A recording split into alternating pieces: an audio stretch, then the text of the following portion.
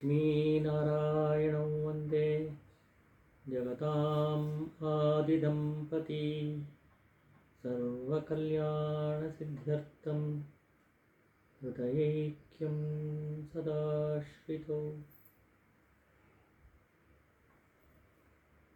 ನಮಸ್ತೆ ಚಿರಚಿದ್ವರ್ಗ ಸಂರಕ್ಷಣ ವಿಚಕ್ಷಣೆ ಜಗದ್ವಿಧಾನಶಿಲ್ಪಿನ್ಯೈ ವಿಷ್ಣುಪತ್ನಿ ನಮೋಸ್ತುತೆ.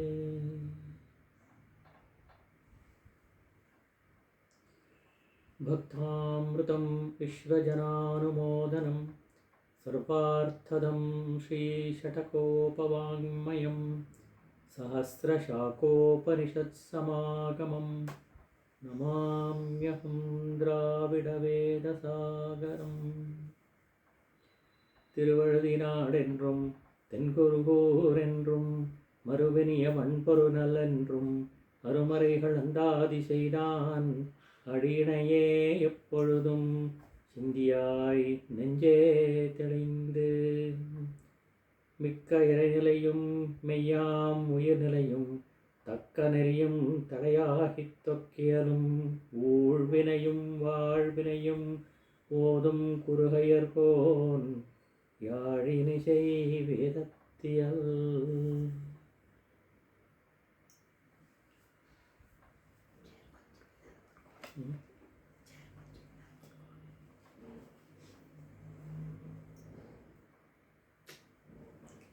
ಭಗವಂತನ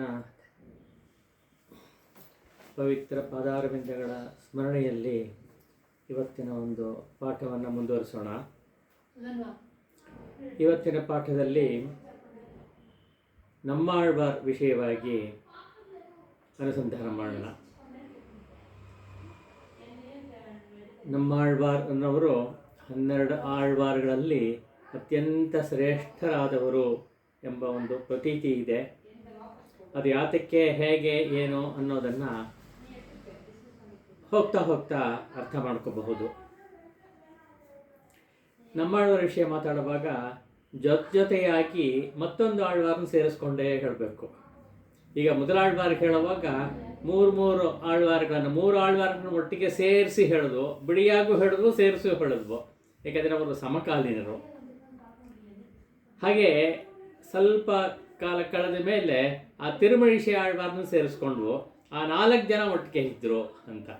ಹಾಗೆ ಇಲ್ಲಿ ಇನ್ನೂ ಕಾಲ ಕಳೆದ ಮೇಲೆ, ಅಂದರೆ ಇವರ ಕಾಲ, ನಮ್ಮಾಳ್ವಾರ ಕಾಲ ಸುಮಾರು ದ್ವಾಪರ ಯುಗದ ಕೊನೆ ಮತ್ತು ಕಲಿಯುಗದ ಪ್ರಾರಂಭ ಅಂತ ಹೇಳ್ತಾರೆ. ಎಕ್ಸಾಕ್ಟಾಗಿ ಗೊತ್ತಿಲ್ಲ, ಆ ಒಂದು ಕಾಲಘಟ್ಟವನ್ನು ಹೇಳ್ತಾರೆ. ಇವರ ಬಗ್ಗೆ ಮಾತಾಡುವಾಗ ಮತ್ತೊಬ್ಬ ಆಳ್ವಾರರು ಮತ್ತೊಬ್ಬ ಆಳ್ವಾರರು ಮಧುರ ಕವಿ ಆಳ್ವಾರ್ ಅಂತ, ಅವ್ರನ್ನ ಸೇರಿಸಿಯೇ ಹೇಳಬೇಕಾಗತ್ತೆ. ಇವರಿಬ್ಬರು ಕೂಡ ಸಮಕಾಲೀನರು.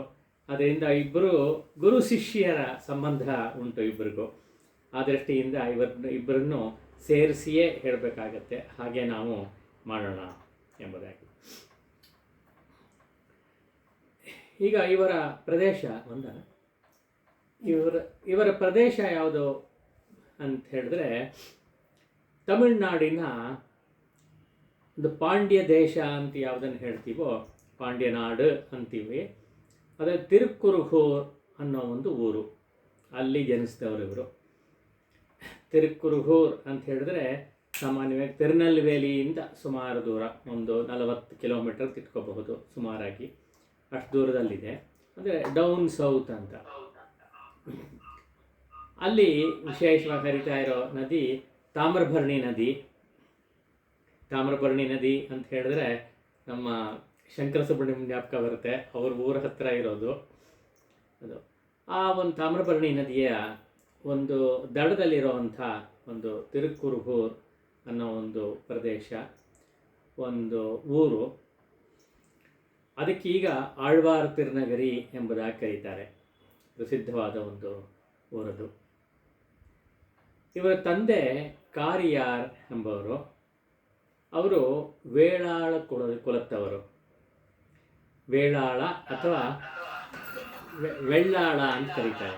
ಕಾಣ್ಕೊಂಡ್ರೆ ವೆಳ್ಳಾಳ ಅಂತ ಕರೀತಾರೆ. ವೆಳ್ಳಾಳ ಅನ್ನೋದು ಒಂದು ಸಮುದಾಯ. ಅದು ವೆಳ್ಳಾಳ ಸಮುದಾಯ ಅಂತ ಹೇಳಿದ್ರೆ ವ್ಯವಸಾಯವನ್ನೇ ಪ್ರಧಾನವಾಗಿ ಇಟ್ಕೊಂಡಿರೋರು. ಅದೇ ರಿಚ್ ಕಮ್ಯುನಿಟಿ ಅಂತ, ಲ್ಯಾಂಡ್ ಲಾರ್ಡ್ಸ್ ಅಂತ ಹೇಳ್ತೀವಲ್ಲ ಅವರುಗಳು, ಈ ಜಮೀನ್ದಾರರು ಅಂತಲೂ ಕೆಲವು ಕಡೆ ಹೇಳ್ತಾರೆ. ಅಂಥ ಒಂದು ಸಮುದಾಯಕ್ಕೆ ಸೇರಿದವರು. ಈ ವೆಳ್ಳಾಳ ಕಮ್ಯುನಿಟಿನವರು ಅನೇಕ ಕ್ಯಾಸ್ಟ್ಗಳು, ಜಾತಿಯನ್ನು ಒಳಗೊಂಡಿದೆ. ಉದಾಹರಣೆಗೆ ತಮಿಳುನಾಡಿನಲ್ಲಿ ಮೊದಲಿಯಾರ್ ಅಂತ ಹೇಳ್ತಾರೆ. ಮೊದಲಿಯಾರ್ ಅಂತ ಹೇಳಿದ್ರೆ ಮೊದಲಿಗರು ಅನ್ನೋ ಅರ್ಥದಲ್ಲೇ ಬಂದಿರೋದು ಮೊದಲಿಯಾರ್ ಅಂತ. ಅಥವಾ ಪಿಳ್ಳೈ ಅಂತ ಹೇಳ್ತಾರೆ. ಗೌಂಡರ್ ಅಂತ ಹೇಳ್ತಾರೆ. ಗೌಂಡರ್ ಅಂದರೆ ಇಲ್ಲಿ ಗೌಡರು ಅಂತ ಹೇಳ್ತೀವಲ್ಲ ಕನ್ನಡ ದೇಶದಲ್ಲಿ, ಹಾಗೆ ಅಲ್ಲಿ ಗೌಂಡರ್ ಅಂತ ಹೇಳ್ತಾರೆ ಆ ಕಮ್ಯುನಿಟಿಯವರು. ಇವರೆಲ್ಲ ಸೇರಿದಂಥ ಒಂದು ಇದು. ಇವರೆಲ್ಲ ಸಾಮಾನ್ಯವಾಗಿ ರಿಚ್ ಕಮ್ಯುನಿಟಿ ಇದು. ಅದಕ್ಕೆ ವೆಳ್ಳಾಳ ಕಮ್ಯುನಿಟಿ ಅಂತ ಹೆಸರು. ಅದಕ್ಕೆ ಸೇರಿದಂಥವರು ಇವರ ತಂದೆ ಕಾರಿಯಾರತ್ ಅವರ ಹೆಸರು. ನಮ್ಮಾಳ್ವಾರ ತಾಯಿ ಉಡಯನಂಗೈ ಎನ್ನುವರು. ಅವರ ಸ್ವಂತ ಊರು ಈಗ ನಾಗರ್ಕೋವಿಲ್ ಅಂತ ಹೇಳ್ತೀವಲ್ಲ ಅದರ ಹತ್ತಿರ ಇರೋವಂಥ ತಿರುಪತಿ ಸಾರಂ ಅಂತ ಒಂದು ಊರು, ಅಲ್ಲಿಂದ ಬಂದವರು ಅವರು. ಹೀಗೆ ತಂದೆ ತಾಯಿಗಳು ಕಾರಿಯಾರ್ ಮತ್ತು ಉಡಯನಂಗೈ ಎಂಬವರು ಇಬ್ಬರು. ಇವ್ರಿಗೆ ವೆಳ್ಳಾಳ ಕಮ್ಯುನಿಟಿನವರು ಒಂಥರ ಪ್ರಿನ್ಸ್ಲಿ ಅಂತ ಹೇಳಿದ್ನಲ್ಲ, ತುಂಬ ಸಾಹುಕಾರರು ಸಾಮಾನ್ಯವಾಗಿ. ಹಾಗೆ ಧರ್ಮಿಷ್ಠರು ಕೂಡ ಹೌದವರು ಅಂಥವರು. ಇವರು ಕೂಡ ಈ ಕಾರಿಯಾರ್ನವರು ಹಾಗೇ ಇದ್ದವರು ಅಂತ. ಆದರೆ ಇವರಿಗೆ ಒಂದೇ ಒಂದು ಕೊರತೆ, ಇವರಿಬ್ಬರಿಗೂ ಮಕ್ಕಳಾಗಲಿಲ್ಲ, ಸಂತಾನ ಭಾಗ್ಯ ಇರಲಿಲ್ಲ. ಅದಕ್ಕಾಗಿ ತುಂಬ ಹಂಬಲಿಸ್ತಾರೆ. ಅಲ್ಲೇ ಆ ಊರಲ್ಲಿರುವಂಥ ಒಂದು ದೇವರ ಸನ್ನಿಧಿಗೆ ಹೋಗ್ಬಿಟ್ಟು, ದೇವರ ಸನ್ನಿಧಿ ಆದಿಪ್ಪಿರಾನ್ ಅಂತ ಹೆಸರು, ಆದಿಪ್ಪಿರಾನ್ ಸನ್ನಿಧಿಗೆ ಹೋಗ್ಬಿಟ್ಟು ಪ್ರಾರ್ಥನೆ ಮಾಡ್ಕೋತಾರೆ. ಈಗ ನನ್ನ ಸಂತಾನ ಭಾಗ್ಯವನ್ನು ಕರುಣಿಸಬೇಕು ತಂದೆ ಅಂತ ಹೇಳಿ ಪ್ರಾರ್ಥನೆ ಮಾಡ್ಕೋತಾರೆ. ಮಾಡ್ಕೋತಾ ಇರುವಾಗ ಒಂದು ದಿವಸ ಕನಸಿನಲ್ಲಿ ಅವರಿಗೆ ಭಗವಂತನೇ ಕಾಣಿಸ್ಕೊಂಡು ನಾನೇ ಪುತ್ರನಾಗಿ ಅವತರಿಸ್ತೀನಿಪ್ಪ ಅಂತ ಹೇಳ್ಬಿಡ್ತಾನಂತೆ ಭಗವಂತ. ಇವರಿಗೆ ತುಂಬ ಖುಷಿ ಆಗಿಬಿಡುತ್ತೆ. ಓಹೋ, ಭಗವಂತನೇ ಅವತಾರ ಮಾಡ್ತಾನೆ, ಮಗನಾಗಿ ಹುಡ್ತಾನೆ ಅಂಥೇಳಿ ತುಂಬ ಸಂತೋಷ ಪಟ್ಕೊಂಡಿರ್ತಾರೆ. ಹಾಗೆಯೇ ಅದು ಮುಂದುವರೆದು ವೈಶಾಖ ಮಾಸದಲ್ಲಿ, ವಿಶಾಖ ನಕ್ಷತ್ರದಲ್ಲಿ, ವಿಶಾಖ ಎರಡೂ ಆಗುತ್ತೆ, ಒಂದು ಶುಕ್ರವಾರದಂದು ಒಂದು ಪುತ್ರನ ಜನನವಾಗತ್ತೆ. ಅವರೇನೇ ಈಗ ನಮ್ಮ ಆಳ್ವಾರ್ ಅಂತ ಕರಿತೀವಲ್ಲ ಅವರಾಗಿರ್ತಾರೆ. ಭಾಳ ಸಂತೋಷ ಆಗ್ಬಿಡುತ್ತೆ ತಂದೆ ತಾಯಿಗಳಿಗೆ, ಎಲ್ಲರಿಗೂ ಕೂಡ, ಬಂಧು ಬಾಂಧವರಿಗೆಲ್ಲ ತುಂಬ ಸಂತೋಷ ಆಗುತ್ತೆ. ಆದರೆ ಅದು ಬಹಳ ಕಾಲ ನಡೆಸಲಿಲ್ಲ, ದುಃಖಕ್ಕೂ ಕಾರಣವಾಗಿಬಿಡುತ್ತೆ. ದುಃಖಕ್ಕೆ ಯಾಕೆ ಕಾರಣ ಆಗುತ್ತೆ ಅಂತ ಹೇಳಿದ್ರೆ, ಮಗು ಹುಟ್ಟಿತು, ಆದರೆ ಈ ಕಣ್ಣು ಬಿಡಲಿಲ್ಲ, ಹಾಲು ಕುಡಿತಾ ಇಲ್ಲ, ಆಹಾರ ಯಾವುದೇ ತರಹ ಆಹಾರವನ್ನು ತೆಗೆದುಕೋತಾ ಇಲ್ಲ, ಆಮೇಲೆ ಕೈಯೆಲ್ಲ ಸೇರಿಸ್ಕೊಂಡು ಒಂದು ತರಹ ಚಿನ್ಮುದ್ರೆಯಲ್ಲಿದೆ, ಹೀಗೆ ಹುಟ್ಟುಬಿಟ್ಟಿದೆ. ಅಳ್ತಾ ಇಲ್ಲ. ಮಗು ಹುಟ್ಟಿದ ತಕ್ಷಣ ಅಳಬೇಕಲ್ಲ, ಅಳದೇ ಇದ್ದರೆ ಡಾಕ್ಟರು ಈಗಲೂ ಕೂಡ ಡಾಕ್ಟರ್ ಅದನ್ನು ತಲೆ ಕೆಳಗಾಗಿ ಮಾಡಿ ಹೊಡೆದು ಸ್ವಲ್ಪ ತಟ್ಟಿ ಗಿಟ್ಟಿ ಅಳು ಬರೆಸ್ತಾರೆ. ಅಂದರೆ ಲಂಗ್ಸ್ ಕೆಲಸ ಮಾಡಿಬಿಡ್ಬೇಕು ಇಮಿಡಿಯೇಟಾಗಿ ಅಂತ. ಹಾಗಾಗಿ ಒಂದು ಅಳು ಬರೆಸ್ತಾರೆ. ಅಳು ಬರೋದೇ ಒಂದು ಇದು ಸಿಂಪ್ಟಮ್ಮು, ಅದು ಬರಬೇಕದು. ಆದರೆ ಈ ಮಗು ಅಳ್ತಾನೋ ಇಲ್ಲ. ಸೊ ಹಾಗಾಗಿ ಏನು ಮಾಡೋದು, ಯಾಕೆ ಹೀಗಾಗೋಯ್ತಲ್ಲ ಅಂಥೇಳಿ ತುಂಬ ಒಂಥರ ದುಃಖ ಉಂಟಾಗುತ್ತೆ ಅವರಿಗೆ. ಆ ಕಾಲದಲ್ಲಿ ಏನು ಮಾಡ್ತಾರೆ, ಭಗವಂತನೇ ಮತ್ತೆ ಪ್ರಾರ್ಥನೆ ಮಾಡ್ಕೋತಾರೆ, ಹೀಗಾಯ್ತಲ್ಲಪ್ಪ ಅಂತ. ಅದಕ್ಕೆ ನಿತ್ಯವೂ ಕೂಡ ಅವರು ಇದಕ್ಕೆ ಹೋಗೋದು, ಆ ದೇವಾಲಯಕ್ಕೆ ಹೋಗೋದು, ಆದಿಪ್ರಾನ್ ದೇವರನ್ನ ನಮಸ್ಕಾರ ಮಾಡಿ, ಪ್ರದಕ್ಷಿಣೆ ಮಾಡಿ, ನಮಸ್ಕಾರ ಮಾಡಿ ಪ್ರಾರ್ಥನೆ ಮಾಡ್ಕೊಳ್ಳೋದು. ಅಲ್ಲೇ ಒಂದು ಹುಣಸೆ ಮರ ಇದೆ, ಅದರಲ್ಲಿ ತೊಟ್ಲು ಕಟ್ಟೋ ಒಂದು ಅಭ್ಯಾಸ ಇದೆ. ಆ ಥರ ತೊಟ್ಲು ಕಟ್ತಾರೆ. ತೊಟ್ಲು ಕಟ್ಟಿದ್ರೆ ಮಗುವಿಗೆ ಒಳ್ಳೆಯದಾಗಲಿ ಅನ್ನೋ ಒಂದು ಆಸೆಯಿಂದ, ಸಂಕಲ್ಪದಿಂದ ಅದನ್ನು ಮಾಡ್ತಾ ಇರ್ತಾರೆ. ಹೀಗೆ ಮಾಡ್ತಾ ಇರೋದ್ರಿಂದಲೇ ಇದು ಜನಗಳಿಗೆ ಒಂಥರ ಇದು ವಿಶೇಷವಾಗಿ ಕಾಣಿಸ್ತು. ಎಲ್ಲರೂ ನೋಡಿದ್ರು, ಇದು ಎಲ್ಲ ಮಕ್ಕಳಂತೆ ಇಲ್ಲ, ಬೇರೆಯಾಗಿದೆ, ಮಾರಿ ಇದೆ. ಆದ್ದರಿಂದ ಮಾರಿನ ತಮಿಳಲ್ಲಿ ಮಾರಿ, ಬೇರೆ ತರಹ ಅನ್ನೋ ಅರ್ಥದಲ್ಲಿ, ಯುನೀಕ್ ಅನ್ನೋ ಅರ್ಥದಲ್ಲಿ, ಈ ಅನ್ಕಾಮನ್ ಅನ್ನೋ ಅರ್ಥದಲ್ಲಿ ಆಗಿರೋದ್ರಿಂದ ಮಾರನ್ ಅಂತ ಹೆಸರಿಟ್ಟರು ಇವನಿಗೆ. ಮಾರನ್ ಅಂತ ಕರೀತಾರೆ ಅಂತ. ಇವ್ರ ತಂದೆ ಹೆಸರು ಕಾರಿಯಾರ್, ಆದ್ದರಿಂದ ಕಾರಿಯನ ಮಗ ಕಾರಿಮಾರನ್ ಅಂತ ಹೇಳಿ ಕಾರಿಮಾರ್ ಅಂತ ಒಂದು ಹೆಸರು ಬಂತು ಇವರಿಗೆ. ಕಾರಿಮಾರನ್ನ ಹೆಸರೇನೆ ಹಾಗೆ ಮುಂದುವರಿಯುತ್ತೆ. ಮತ್ತೊಂದು ವಿಶೇಷ ಆದರೆ ಈ ಮಗು ಕಾಲಕ್ರಮದಲ್ಲಿ ಏನು ಮಾಡ್ತು,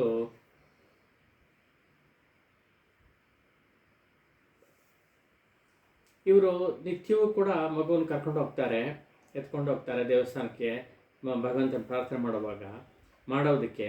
ಆ ಸಮಯದಲ್ಲಿ ಒಂದು ಸಲ ಏನು ಮಾಡ್ತು, ಮೆಲ್ಲಿಗೆ ಅಮ್ಮನ ಮಡಲಿಂದ ತಪ್ಪಿಸ್ಕೊಂಡು ಹೋಗ್ಬಿಟ್ಟು ಎಲ್ಲಿ ಒಂದು ಹುಣಸೆ ಮರ ಇದೆ ಅಂತ ಹೇಳಿದ್ನಲ್ಲ, ಆ ಹುಣಸೆ ಮರದಲ್ಲಿ ಒಂದು ಪೊದರ್ ಥರ ಇದೆ, ಒಂದು ಗುಹೆ ಥರ ಸಣ್ಣದಾಗಿ, ಅಲ್ಲಿ ಹೋಗಿ ಕೂತ್ಕೊಂಡ್ಬಿಟ್ಟಿದೆ. ಇವರಿಗೆ ಗೊತ್ತಾಗಿಲ್ಲ, ಗಮನಿಸಿಲ್ಲ ಮೊದಲು. ಆಮೇಲೆ ಹುಡುಕಾಡ್ತಾರೆ, ಎಲ್ಲಿ ನೋಡಿದ್ರು ಕಾಣ್ತಾ ಇಲ್ಲ ಅಂತ ಕೊನೆಗೆ ಹುಣಸೆ ಮರ ಹತ್ರ ಬಂದರೆ ಅಲ್ಲಿ ಆರಾಮಾಗಿ ಕಣ್ಣು ಮುಚ್ಕೊಂಡು ಹಾಗೇ ಕೂತ್ಕೊಂಡಿದೆ. ಧ್ಯಾನ ಮುದ್ರೆಯಲ್ಲಿ, ಚಿನ್ಮುದ್ರೆಯಲ್ಲಿ ಕೂತ್ಕೊಂಡ್ಬಿಟ್ಟಿದೆ ಅದು. ಅದನ್ನು ನೋಡ್ತಾರೆ.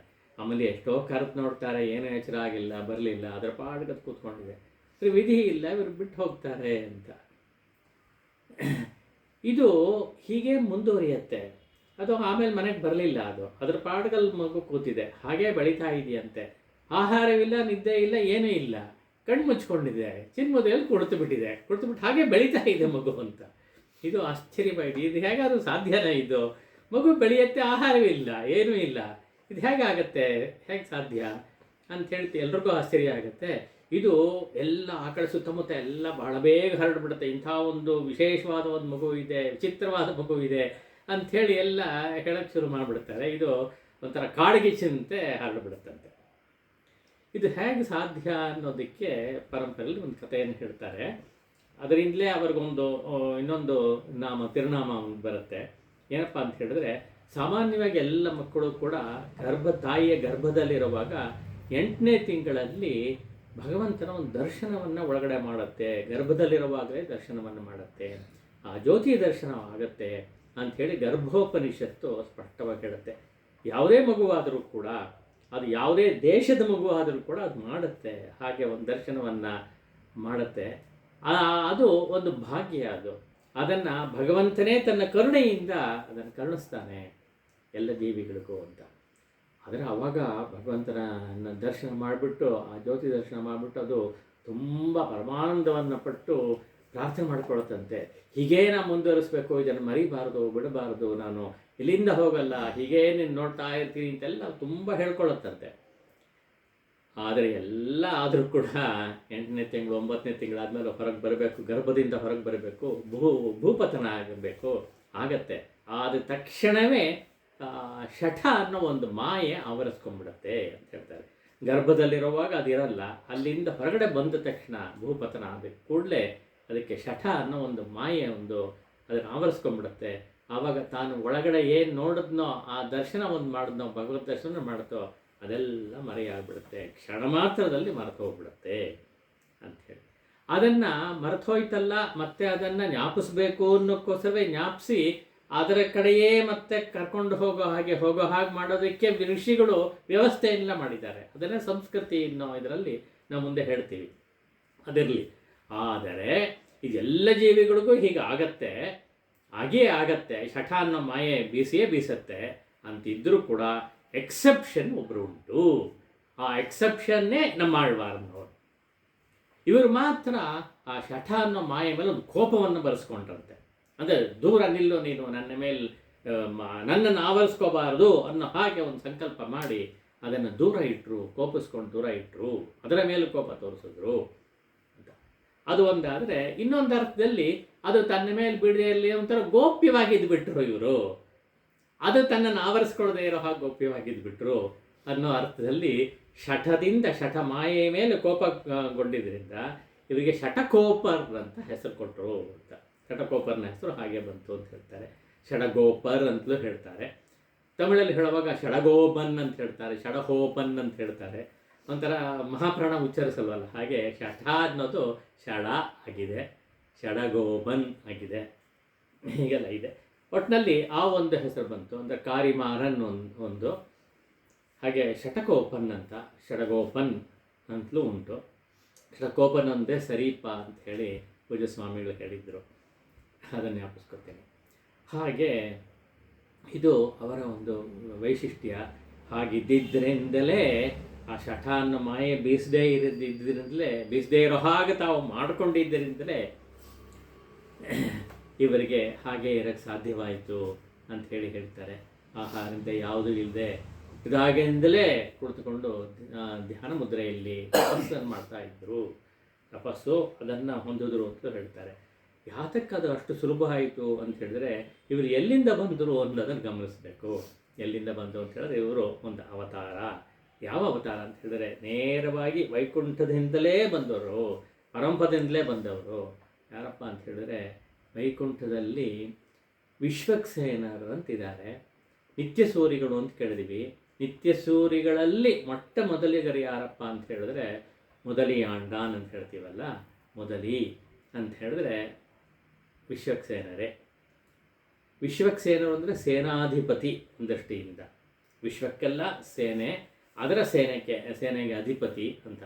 ಅಂದರೆ ನಾವು ಶೈವ ಸಿದ್ಧಾಂತದಲ್ಲಿ ಹೇಳ್ತೀವಲ್ಲ, ಶೈವ ಗಣಗಳೆಲ್ಲ ಇದೆಯಲ್ಲ, ಗಣಗಳಿಗೆಲ್ಲ ಅಧಿಪತಿ ಗಣಪತಿ ಆಗ್ತಾರೆ. ಆ ತರಹ ಅನೇಕ ಗಣಪತಿಗಳಿದ್ದಾರೆ. ಆ ಗಣಪತಿಗಳಿಗೆಲ್ಲ ಗಣಪತಿ ಒಬ್ಬ ಇದ್ದಾನೆ, ಅವನು ಮಹಾಗಣಪತಿ ಅಂತ.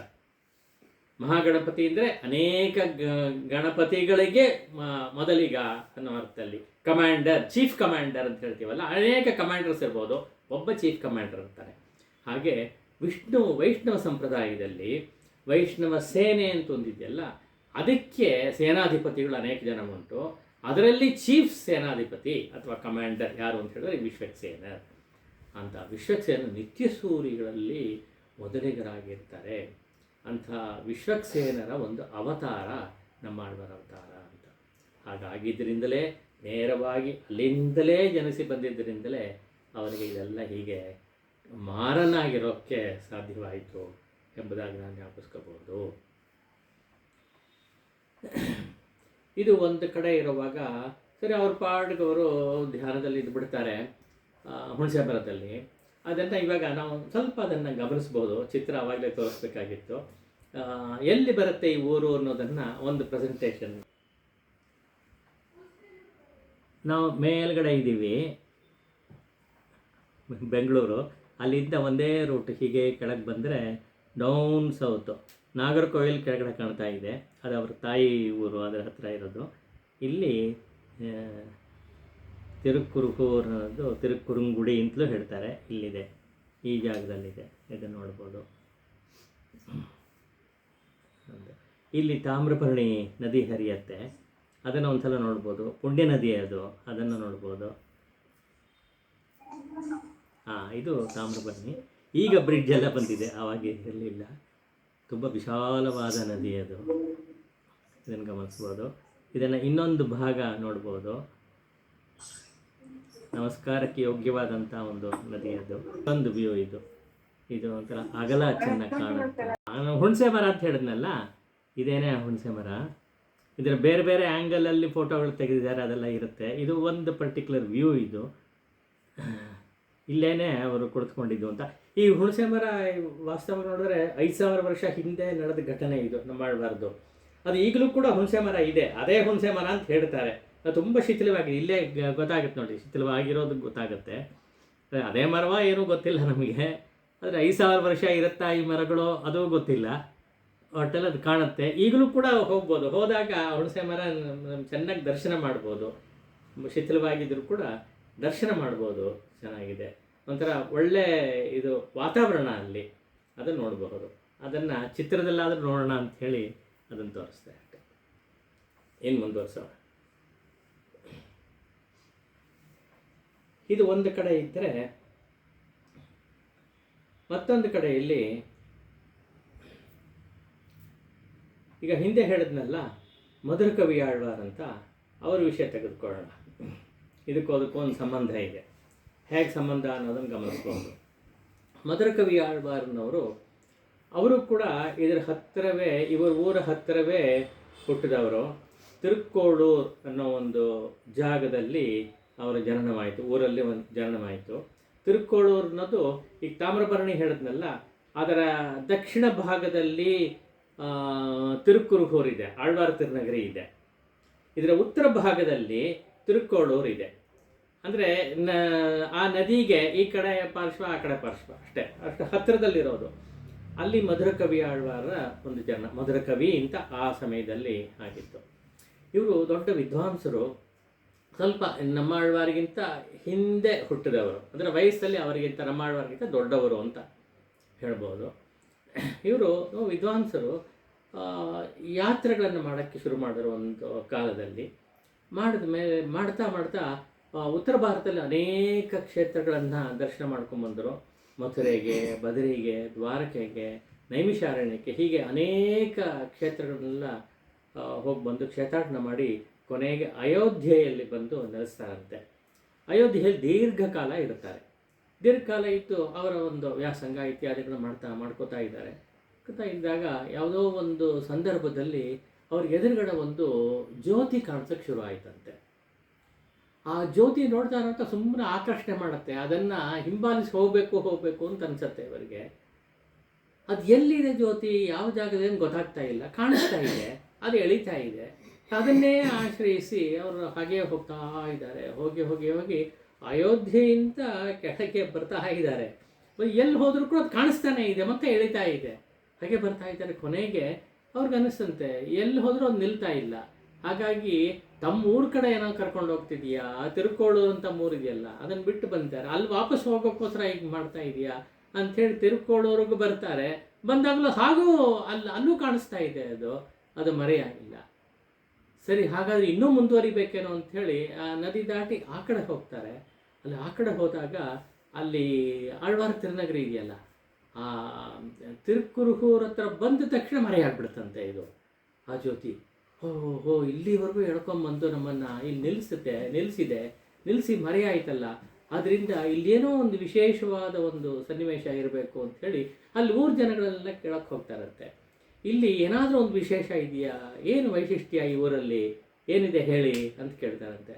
ಅವರು ಯಾವುದೂ ಇಲ್ಲ, ಆ ಥರ ನಮಗೇನು ಕಾಣಿಸ್ಲಿಲ್ಲ, ವಿಶೇಷ ಅಂತ ಹೇಳೋ ಹಾಗೇನು ಕಾಣಿಸ್ಲಿಲ್ಲ ಅಂಥೇಳಿ ಒಬ್ರು ಜ್ಞಾಪಿಸ್ಕೊಂಡು, ಇಲ್ಲೆಲ್ಲ ಒಂದಿದೆ ನೋಡಿ, ಅಲ್ಲಿ ಇದು ಆದಿಪಿರಾನ್ ಸನ್ನಿಧಿ ಇದೆಯಲ್ಲ, ಅದರಲ್ಲಿ ಆ ವಟಾರದಲ್ಲಿ ಒಂದು ಹುಣಸೆ ಮರ ಇದೆ, ತುಂಬ ಹಳೆಯದು ಹುಣಸೆ ಮರ ಒಂದಿದೆ.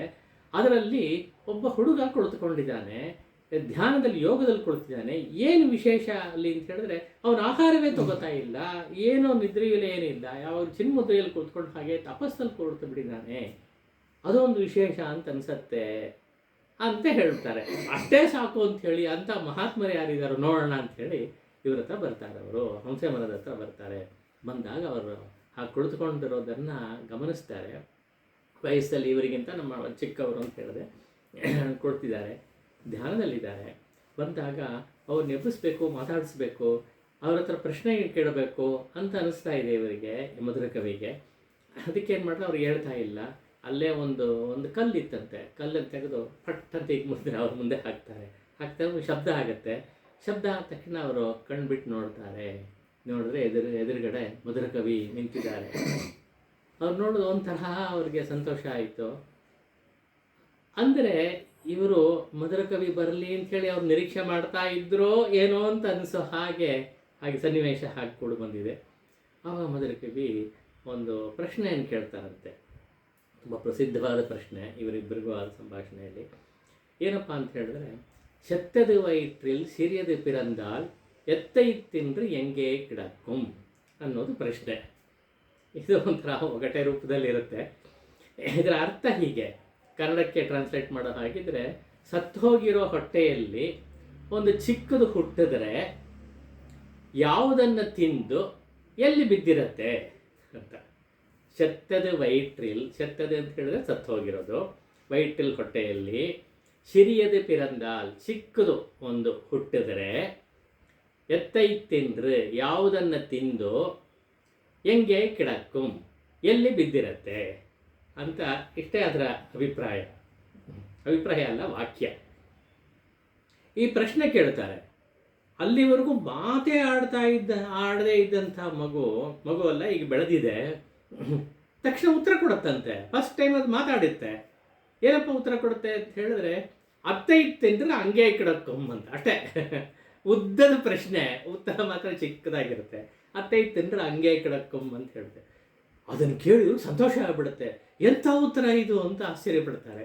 ನಮಗಿದು ಪ್ರಶ್ನೆಯೂ ಅರ್ಥವಾಗಲ್ಲ, ಹೊಗಟೆ, ಆ ಉತ್ತರ ಅದರ ಮೇಲೆ ಅರ್ಥ ಆಗಲ್ಲ, ಹಂಗಿರುತ್ತೆ. ಆದರೆ ಅವ್ರ ಮಧುರ ಕವಿಗೆ ತುಂಬ ಸಂತೋಷ ಆಗಿಬಿಡುತ್ತೆ. ಓಹೋ ಇದು ನಿಜವಾಗಲೂ ಮಹಾಜ್ಞಾನಿಯೇ ಆಗಿರಬೇಕು ಅಂಥೇಳಿ ಅವರ ಪಾದಕ್ಕೆ ಬಿದ್ದು ನನ್ನನ್ನು ಶಿಷ್ಯನಾಗಿ ನೀನು ಸ್ವೀಕರಿಸಬೇಕು ಅಂಥೇಳಿ ಬೇಡ್ಕೋತಾರಂತೆ. ಇದು ಒಂದು ಕಡೆ ಇರಲಿ. ಈಗ ಏನು ಪ್ರಶ್ನೆ ಏನು, ಅದರ ಅರ್ಥ ಏನು ಅನ್ನೋದನ್ನು ನಾವು ಗಮನಿಸಬೇಕು. ಅರ್ಥ ಸ್ವಾರಸ್ಯ ಏನು ಅನ್ನೋದನ್ನು ಗಮನಿಸಬೇಕು. ಇಲ್ಲಿ ಪ್ರಶ್ನೆ ಏನು ಅಂತ ಹೇಳಿದ್ರೆ, ಶೆತ್ತದ ವೈಟಿಲ್ ಶಿರಿಯದ ಪಿರಂದಾಲ್ ಅಂತ ಹೇಳಿದ್ರೆ ಸ್ಥೂಲವಾಗಿ ಹಾಗೆ ತೊಗೊಳಕ್ಕಾಗಲ್ಲ. ಹಾಗೆ ತೊಗೊಂಡ್ರೆ ಇಂಥ ಪ್ರಶ್ನೆ ಯಾರು ಕೇಳೋಕ್ಕೆ ಆಗಲ್ಲ, ಕೇಳೋದ್ರಲ್ಲಿ ಅರ್ಥವೇ ಇಲ್ಲ ಅಂತ ಅನಿಸ್ಬಿಡುತ್ತೆ. ಸತ್ತೋಗಿರೋದು ಏನು ಹುಟ್ಟುತ್ತಾ ಯಾವುದಾರೋ ಹುಟ್ಟುತ್ತಾ ಅಂತ, ಹಂಗಲ್ಲ. ಶೆತ್ತದು ಅಂತ ಹೇಳಿದ್ರೆ ಜೀವವಿಲ್ಲದೆ ಇರೋದು ಅಂತ. ಜಡವಾದ ವಸ್ತು, ಜಡವಾದ ವಸ್ತುವಿನಲ್ಲಿ ಒಂದು ಸಣ್ಣ ಆಕೃತಿಯಿಂದ ಕೂಡಿದ್ದು ಉದ್ಭವವಾದರೆ ಅದು ಯಾವುದನ್ನು ತಿನ್ನತ್ತೆ ಅಂತ ಹೇಳಿದ್ರೆ ಯಾವುದನ್ನು ಅನುಭವಿಸುತ್ತೆ ಅಂತ. ತಿನ್ನೋದು ಅಂದರೆ ಅನುಭವಿಸೋದು. ಅನುಭವಿಸಿ ಹೇಗಿರುತ್ತೆ, ಎಲ್ಲಿರುತ್ತೆ ಅಂತ ಕೇಳ್ತಾ ಇದ್ದಾರೆ. ಅಂದರೆ ಇವರ ಅಭಿಪ್ರಾಯವನ್ನು ಅವರು ತಿಳ್ಕೊಂಬಿಟ್ರು. ಸತ್ಯದ ಇದನ್ನು ವ್ಯಾಖ್ಯಾನ ಮಾಡುವಾಗ ಎರಡು ಥರ ವ್ಯಾಖ್ಯಾನ ಮಾಡ್ತಾರೆ. ಮೊದಲನೇದು ಹೇಳ್ತೀನಿ. ಒಂದೇ ಏನಂತ ಹೇಳಿದ್ರೆ ಸತ್ಯದ ವೈಟ್, ಸತ್ಯದೆ ಅಂತ ಹೇಳಿದ್ರೆ ಜೀವವಿಲ್ಲದೆ ಇರೋದು, ಜಡವಾದದ್ದು ಈ ಶರೀರ. ಈ ಶರೀರ ಅಷ್ಟೇ ತಗೊಂಡ್ರೆ ಜಡವಾಗಿರುತ್ತೆ, ಅದಕ್ಕೆ ಪ್ರಾಣ ಇಲ್ಲ ಅಲ್ವಾ. ಈ ಜಡವಾದ ವಸ್ತುವಿನಲ್ಲಿ ಒಂದು ಜೀವ ಸೇರಿಕೊಂಡ್ರೆ, ಒಂದು ಆತ್ಮ ಸೇರಿಕೊಂಡ್ರೆ, ಒಂದು ಜೀವಾತ್ಮ ಸೇರಿಕೊಂಡ್ರೆ ಅಂತ ಅರ್ಥ. ಹುಟ್ಟಿದ್ರೆ ಅಂತ ಹೇಳಿದ್ರೆ ಇದನ್ನು ವೈತಿಲ್ ಪಿರಂದಾಲ್ ಅಂತ ಹೇಳಿದ್ರೆ ಅದರಲ್ಲಿ ಸೇರಿಕೊಂಡಾಗ ಯಾವುದನ್ನು ತಿನ್ನುತ್ತೆ, ಯಾವುದನ್ನು ಅನುಭವಿಸುತ್ತೆ ಅಂತ ಹೇಳಿದ್ರೆ ಇದು ಬಂದು ಈ ಶರೀರದಲ್ಲಿ ಸೇರ್ಕೊಳ್ತಲ್ಲ. ಸೇರ್ಕೊಂಡಾಗ ಹೇಗೆ ಸೇರ್ಕೊಳ್ತು? ತನ್ನ ಪೂರ್ವಜನ್ಮ ಕರ್ಮಕ್ಕೆ ಅನುಗುಣವಾಗಿ ಸೇರ್ಕೊಂಡಿದೆ. ಪೂರ್ವಜನ್ಮದ ಪಾಪ ಪುಣ್ಯಗಳಿಗೆ ಅನುಗುಣವಾಗಿ ಆ ಪಾಪ ಪುಣ್ಯಗಳ ಫಲವನ್ನು ಅನುಭವಿಸೋಕ್ಕೋಸ್ಕರ ಹುಟ್ಟುಕೊಂಡಿದೆ ಇಲ್ಲಿ. ಅದನ್ನ ಏನು ಮಾಡಬೇಕು, ಯಾವುದನ್ನು ಅನುಭವಿಸ್ಬೇಕು ಅಂದರೆ ಆ ಪುಣ್ಯ ಕರ್ಮಗಳನ್ನು, ಪಾಪ ಕರ್ಮದ ಫಲವನ್ನು ಅನುಭವಿಸ್ತಾ ಇರುತ್ತೆ. ಅನುಭವಿಸ್ಕೊಂಡು ಅಲ್ಲೇ ಇರುತ್ತೆ, ಈ ಶರೀರದ ಒಳಗಡೆಯೇ ಇರುತ್ತೆ. ಎಲ್ಲ ಅನುಭವಿಸಿದ ಮೇಲೆ ಮತ್ತೆ ಈ ಶರೀರ ಹೋಗುತ್ತೆ, ಇನ್ನೊಂದು ಶರೀರ ತಗೊಳುತ್ತೆ ಅಂತ ಅಷ್ಟೇ. ಏನು ಮಾಡುತ್ತೆ ಅಂತ ಹೇಳಿದ್ರೆ ಮತ್ತೆ ಹೀಗೆ ಸುತ್ತಾ ಇರುತ್ತೆ. ಪುನರಪಿ ಜನನಂ ಪುನರಪಿ ಮರಣಂ ಆಗ್ತಾ ಇರುತ್ತೆ. ತಿಂದ್ರೆ ಹಂಗೆ ಅಂತ ಹೇಳಿದ್ರೆ ಇದರ ಒಳಗಡೆ ಇದ್ದುಕೊಂಡು ತನ್ನ ಪಾಪ ಪುಣ್ಯ ಫಲಗಳನ್ನು ತಿಂದ್ಕೊಂಡು ಅನುಭವಿಸ್ಕೊಂಡು ಹಾಗೇ ಇರುತ್ತೆ, ಮತ್ತೆ ಇನ್ನೊಂದು ಜನ್ಮ ತಗೊಳುತ್ತೆ. ಹೀಗಾಗತ್ತೆ ಅಂತ ಉತ್ತರ ಕೊಟ್ಟರು ಅಂಥೇಳಿ, ಸೂಕ್ಷ್ಮವಾಗಿ ಉತ್ತರ ಕೊಟ್ಬಿಟ್ರು ಅಂಥೇಳಿ ಒಂದು ವ್ಯಾಖ್ಯಾನ ಮಾಡ್ತಾರೆ. ಇದು ಚೆನ್ನಾಗಿದೆ. ಅದಕ್ಕೆ ಅದು ಹೇಳಿದ್ದಕ್ಕೆ ಅವ್ರಿಗೂ ಖುಷಿ ಆಯಿತು. ಇಷ್ಟು ಜ್ಞಾನದಿಂದ ಹೇಳ್ತಾ ಇದೆ ಅಂತ ಹೇಳೋದು ಅವ್ರಿಗೆ ಅರ್ಥವಾಯಿತು. ಇನ್ನೊಂದು ಅರ್ಥ ಏನಂತ ಹೇಳಿದ್ರೆ ಇದು ಸಹಜವಾಗಿದೆ. ನಮ್ಮಾಳ್ವಾರಂಥವರು ಹೇಳುವಂಥ ಉತ್ತರ ಇದೇ ಆಗಿರಬೇಕು ಅಂತ ಅನಿಸುತ್ತೆ. ಅವರು ಯೋಗ ಸ್ಥಿತಿಯಲ್ಲಿದ್ದಾರೆ, ಉನ್ನತವಾದ ಒಂದು ಯೋಗ ಸ್ಥಿತಿಯಲ್ಲಿ ಇದ್ದಾರೆ. ಅದೇ ಅವರು ಇಷ್ಟು ಕಾಲ ಮಾಡ್ತಾ ಇದ್ದಿದ್ದು ನಮ್ಮಾಳ್ವಾರರು. ಹಾಗೆ ಮಾಡ್ತಾ ಇದ್ದವರು ಇದೇ ಒಂದು ಶರೀರದ ಒಳಗಡೆ, ಜಡವಸ್ತುವಿನ ಒಳಗಡೆ ಒಂದು ಆತ್ಮ ಸೇರಿಕೊಂಡಾಗ, ಒಂದು ಜೀವಾತ್ಮ ಸೇರಿಕೊಂಡಾಗ ಆವಾಗ ಈ ಪ್ರಕೃತಿ ಅನ್ನೋದು ಉಂಟಾದಾಗ ಅದು ಧ್ಯಾನದಲ್ಲಿ ಉನ್ನತವಾದ ಸಮಾಧಿ ಸ್ಥಿತಿಗೆ ಹೋದಂಥ ಒಂದು ಜೀವವನ್ನು ನೋಡ್ತಾ ಇದ್ದು ಈ ಪ್ರಶ್ನೆಯನ್ನು ಅದಕ್ಕೆ ಕೇಳಿದ್ರೆ ಅದೇನು ಮಾಡುತ್ತೆ, ಯಾವುದನ್ನು ಅನುಭವಿಸ್ತಾ ಇರುತ್ತೆ ಅಂತ ಹೇಳಿದ್ರೆ ಒಳ್ಳೆ ಭಗವಂತನ ಅನುಭವಿಸ್ತಾ ಇರುತ್ತೆ. ಆ ಜ್ಯೋತಿಯನ್ನು ನೋಡ್ತಾ ಅದನ್ನೇ ಅನುಭವಿಸ್ತಾ ಇರುತ್ತೆ. ಅದರಿಂದ ಯಾವುದನ್ನು ಅನುಭವಿಸುತ್ತೆ ಅಂತ ಕೇಳಿದ್ರೆ ಆ ಭಗವಂತನ್ನೇ ಅನುಭವಿಸುತ್ತೆ. ಅದು ಯಾವುದನ್ನು ನೋಡ್ತಾ ಇದೆಯೋ ಅದನ್ನೇ ಅನುಭವಿಸ್ತಾ ಇರುತ್ತೆ, ಅಲ್ಲೇ ಇರುತ್ತೆ ಅಂತ, ಆ ಸಮಾಧಿ ಸ್ಥಿತಿಯಲ್ಲೇ ಇರುತ್ತೆ ಅಂತ. ಎತ್ತೈತಿನ್ರಿ ಹೆಂಗೆ ಕಿಡಕ್ಕೊಂಬಂತ ಹೇಳಿದ್ರೆ ಅತ್ತೈತಿನ್ರಿ ಅಂದರೆ ಒಳಗಡೆ ಆ ಭಗವಂತನನ್ನು ಅನುಭವಿಸ್ತಾ ಆ ಸಮಾಧಿ ಸ್ಥಿತಿಯಲ್ಲೇ ಇದ್ದು ಬಿಡುತ್ತೆ ಎಂಬುದಾಗಿ ಉತ್ತರ ಕೊಟ್ಟಿದ್ದನ್ನು ಇವರು ಮಧುರ ಕವಿಯರು ಅರ್ಥ ಮಾಡ್ಕೊಂಡ್ಬಿಟ್ರು. ಓಹೋ, ಇದನ್ನೇ ಹೇಳ್ತಾ ಇದೆ ಅಂತ. ಹಾಗಾದ್ರೆ ಎಂಥ ಜ್ಞಾನಿ ಆಗಿರಬೇಕು, ಇದು ಎಂಥ ಒಂದು ಸಿದ್ಧ ಪುರುಷನಾಗಿರಬೇಕು ಅಂತ ಹೇಳಿ ತಕ್ಷಣವೇ ಅವರ ಪಾದಕ್ಕೆ ಬಿದ್ದು, ಇವರು ವಯಸ್ಸಲ್ಲಿ ದೊಡ್ಡವರು ಮಧುರ ಕವಿ ಅವರಿಗಿಂತ, ಆದರೂ ಕೂಡ ಅವರ ಪಾದದಲ್ಲಿ ಬಿದ್ದು ನಮಸ್ಕಾರ ಮಾಡಿ ಪ್ರಾರ್ಥನೆ ಮಾಡಿಕೊಂಡಿರುತ್ತೆ, ನನ್ನ ಶಿಷ್ಯನಾಗಿ ಸ್ವೀಕರಿಸಬೇಕು ಎಂಬುದಾಗಿ. ಅವರು ಕೂಡ ಇದಕ್ಕೆ ಕಾಯ್ತಾ ಇದ್ರೋ ಏನೋ ಗೊತ್ತಿಲ್ಲ, ಅವ್ನು ಬರಲಿ ಅಂತ ಕಾಯ್ತಾ ಇದ್ರೋ ಏನೋ ಗೊತ್ತಿಲ್ಲ. ಅದಕ್ಕೆ ಸರಿಪ್ಪ ಆಗಲಿ ಅಂಥೇಳಿ ಒಪ್ಕೊಂಡು ತಕ್ಷಣವೇ ಒಂದು ಕೆಲಸ ಕೊಡ್ತಾರೆ. ಏನಪ್ಪ ಅಂತ ಹೇಳಿದ್ರೆ, ನಾನು ಹೇಳಿದ್ದೆಲ್ಲ ಬರ್ಕೋತೀಯಾ ನೀನು ಅಂತ ಹೇಳ್ತಾರಂತೆ. ಓಲಗರಿಯಲ್ಲಿ ಬರೀಬೇಕು, ಬರ್ಕೋತೀಯಾ ಅಂತ ಹೇಳ್ತಾರೆ. ಅವಶ್ಯವಾಗಿ ಮಾಡ್ತೀನಿ ಅಂಥೇಳಿ ಕೈ ಮುಗಿದು ಅದನ್ನು ಶಿರಸ ವಹಿಸಿ ಸ್ವೀಕರಿಸ್ತಾರೆ, ಮಾಡ್ತೇನೆ ಅಂತ. ಆವಾಗ ಇವರು ನಮ್ಮಾಳ್ವಾರನವರು, ನಮ್ಮಾಳ್ವಾರನ ಹೆಸರು ಅವಾಗ ಬಂದಿರಲಿಲ್ಲ, ಆದರೂ ಕಾರಿಮಾರನ್ ಅವರಿಗೆ ಎಲ್ಲ ಹೇಳ್ತಾ ಹೋಗ್ತಾರೆ, ತಮ್ಮ ಪಾಶಗಳನ್ನೆಲ್ಲ ಹೇಳ್ತಾ ಹೋಗ್ತಾರೆ ಒಂದೊಂದಾಗಿ. ಆ ಪಾಶಗಳನ್ನು ಯಾವಾಗ ರಚನೆ ಮಾಡಿದ್ರು ಏನೂ ಗೊತ್ತಿಲ್ಲ. ಇದೆಲ್ಲ ಒಂಥರ ನಾವು ಹೇಳ್ತೀವಲ್ಲ ಈ ಇಂಗ್ಲೀಷಲ್ಲಿ ಇನ್ಸ್ಪೈರ್ಡ್ ಪೊಯೆಟ್ರಿ ಅಂತ, ಹಾಗೆ ಭಗವದ್ಭಾವದಲ್ಲಿ ಮುಳುಗಿದಾಗ ತಾನಾಗಿ ಹರಿದು ಬರುವಂಥ ಒಂದು, ಅದೇನೇ ಓವರ್ಫ್ಲೋ ಆಗುತ್ತೆ, ಓವರ್ಫ್ಲೋ ಆಗಿ ಹರಿದು ಬರುವಂಥ ಒಂದು ಪಾಶಗಳು ಎಂಬುದಾಗಿ ತಿಳಿತೀವಿ. ಅದನ್ನು ಬರೆಸ್ತಾರೆ, ಅದನ್ನು ಹೇಳ್ತಾ ಹೇಳ್ತಾ ಹೇಳ್ತಾ ಇವರು ಬರ್ಕೊಂಡು ಹೋಗ್ತಾರೆ ಅಂತ. ಇದು ಸುಮಾರು ಕಾಲ ತಗೊಳುತ್ತೆ. ಇವರು ಮಾಡಿದಂಥ ಪಾಶಗಳು ಯಾವುದು ಅಂತ ಹೇಳಿದ್ರೆ 4 ಪ್ರಬಂಧಗಳು. ಒಂದಕ್ಕೆ ತಿರುವಿರುತ್ತಂ ಅಂತ ಹೆಸರು, ತಿರುವಿರುತ್ತಂ ಅಂತ, ಅದು 100 ಪಾಶಗಳಿಂದ ಕೂಡಿದೆ. ಎರಡನೇದು ತಿರುವಾಶಿರಿಯಂ ಅಂತ, ಅದು 7 ಪಾಶಗಳಿಂದ ಕೂಡಿದೆ. ಮತ್ತೊಂದು ತಿರುವಾಯಿಮೊಳಿ. ತಿರುವಾಯಿಮೊಳಿ ತುಂಬ ಪ್ರಸಿದ್ಧವಾದದ್ದು. ನಮ್ಮ ತಿರುವಾಯಿಮೊಳಿ ಅನ್ನೋದು ಆಲ್ಮೋಸ್ಟ್ ನಂಬರ್ 1 ಅಂತ ಹೇಳೋ ಹಾಗೆ ಇರುತ್ತೆ. ತಿರುವಾಯಿಮೊಳಿ ಅದು 1102 ಪಾಶಗಳಿಂದ ಕೂಡಿದೆ. 1102 ಹೇಗೆ ಬರುತ್ತೆ ಅಂತ ಆಮೇಲೆ ಹೇಳ್ತೀರಿ. 4ನೇದು ಪೆರಿಯ ತಿರುವಂದಾದಿ ಅಂತ, ಅದು 87 ಪಾಶ. ಎಲ್ಲ ಸೇರಿ ಒಟ್ಟು 1296, ಅಂದರೆ ಹತ್ತತ್ರ 1300 ಪಾಶಗಳು ಅಂತ ಇಟ್ಕೊಳ್ಳೋಣ. 1300 ಪಾಶಗಳನ್ನು ಕೂಡ ಹೇಳ್ತಾರೆ. ಹೇಳ್ತಾ ಹೇಳ್ತಾ ಇವರು ಬರ್ಕೋತಾ ಹೋಗ್ತಾರೆ ಅಂತ ಓಲಗರಿಯಲ್ಲಿ ಬರ್ಕೋತಾರೆ ಅದನ್ನು. ಇದು ಸುಮಾರು ಒಂದು 4.5 ವರ್ಷಗಳು ಆಯಿತು ಅಂಥೇಳಿ ಸಂಪ್ರದಾಯದಲ್ಲಿ ಕಥೆ ಹೇಳುವಾಗ ಅದನ್ನು ಹೇಳ್ತಾರೆ. ಇವರು 16ನೇ ವರ್ಷದಲ್ಲಿ ಮಧುರಕವಿಗಳು ಅವರನ್ನು ಮೀಟ್ ಮಾಡಿದ್ದು, ಫಸ್ಟ್ ಟೈಮ್ ಮೀಟ್ ಮಾಡಿದ್ದು. ಆವಾಗ 16 ವರ್ಷ ಆಗಿತ್ತು ಅವ್ರ ಮಾಡುವವರಿಗೆ. ಆಮೇಲೆ 4.5 ವರ್ಷ ಆಯಿತು ಇದೆಲ್ಲ ಹೇಳಿ ಬರೆಸೋದಕ್ಕೆ. ಅಂದರೆ ಇಮಿಡಿಯೇಟಾಗಿ ಬರೆಸಿದ್ರು ಅಂತಲ್ಲ, ಹೆಚ್ಚು ಕಮ್ಮಿ ಆ ಪೀರಿಯಡ್ ಅಂತ ಇಟ್ಕೊಳ್ಳೋಣ. ಒಟ್ಟು ಇದೆಲ್ಲ ಮುಗಿಯೋ ಅಷ್ಟೊತ್ತಿಗೆ ಒಂದು 25 ವರ್ಷ ಆಗಿರ್ಬೋದು ಅವ್ರಿಗೆ ಅಂತ ಇಟ್ಕೊಳ್ಳೋಣ. ಅದಾದಮೇಲೆ ಕೆಲವು ಕಾಲ ಇದ್ದರು. ಅಷ್ಟರೊಳಗೆ ತುಡಿತ ತುಂಬ ಜಾಸ್ತಿ ಆಯ್ತಂತೆ ಅವರಿಗೆ. ಹೀಗೆ ಭಗವಂತನಲ್ಲಿ ಹೋಗಿ ಸೇರ್ಕೊಂಬಿಡ್ಬೇಕು ಅವ್ರ ಪಾಸಗಳೆಲ್ಲ ಅದು ಹೇಳುತ್ತೆ, ಸೇರ್ಕೊಂಬಿಡ್ಬೇಕು, ತುಂಬ ತುಡಿತ ಜಾಸ್ತಿ ಆಯಿತು. ಭಗವಂತನೇ ಹೇಳ್ತಾ ಇತ್ತಂತೆ, ಇಷ್ಟು ಬೇಗ ಬರಬೇಡಪ್ಪ, ನೀನು ಮಾಡೋ ಕೆಲಸ ಇದೆ, ಅದರಿಂದ ನೀನು ಇಲ್ಲೇ ಇರಬೇಕು, ನಾನು ಕರೆಸ್ಕೋತೀನಿ ಯಾವಾಗ ಬೇಕೋ ಅವಾಗ ಅಂತ ಹೇಳ್ತಾನಂತೆ. ಅಷ್ಟೇ ಅಲ್ಲ, ಇವು ತುಡಿತ ಜಾಸ್ತಿ ಆದರೆ ಅಲ್ಲಿ ಹೊರಟೋಗ್ತಾರೆ ವಾಪಸ್ಸು. ಅದಕ್ಕೋಸ್ಕರ ಏನು ಮಾಡಿದಂತೆ, ಅವನು ಮಧ್ಯೆ ಮಧ್ಯೆ ತನ್ನ ಅಲ್ಲಿ ಪರಂಪದಲ್ಲಿದ್ದಾಗ ಯಾವ ದರ್ಶನ ಕೊಡ್ತಾ ಇದ್ನೋ ಆ ದರ್ಶನವನ್ನು ಇಲ್ಲೇ ಕೊಡ್ತಾ ಇದ್ದಂತೆ ಅವ್ರಿಗೆ, ನಮ್ಮ ಮಾಡೋರಿಗೆ. ಆ ಕೊಟ್ಟು ಅವ್ರಿಗೆ ಒಂಥರ ಸಮಾಧಾನ ಆಯಿತು. ಆ ದರ್ಶನ ಆಗ್ತಾಯಿದೆ, ಭಗವಂತನ ದರ್ಶನ ಆಗ್ತಾಯಿದೆ, ಅದರಿಂದ ಇಲ್ಲೇ ಕಂಟಿನ್ಯೂ ಮಾಡ್ತಾರೆ. ಹಾಗೆ ಮಾಡಿ ಕೊನೆಗೆ 32 ವರ್ಷಗಳ ಕಾಲ ಅವರು ಇಲ್ಲಿರ್ತಾರೆ ಅಂತ.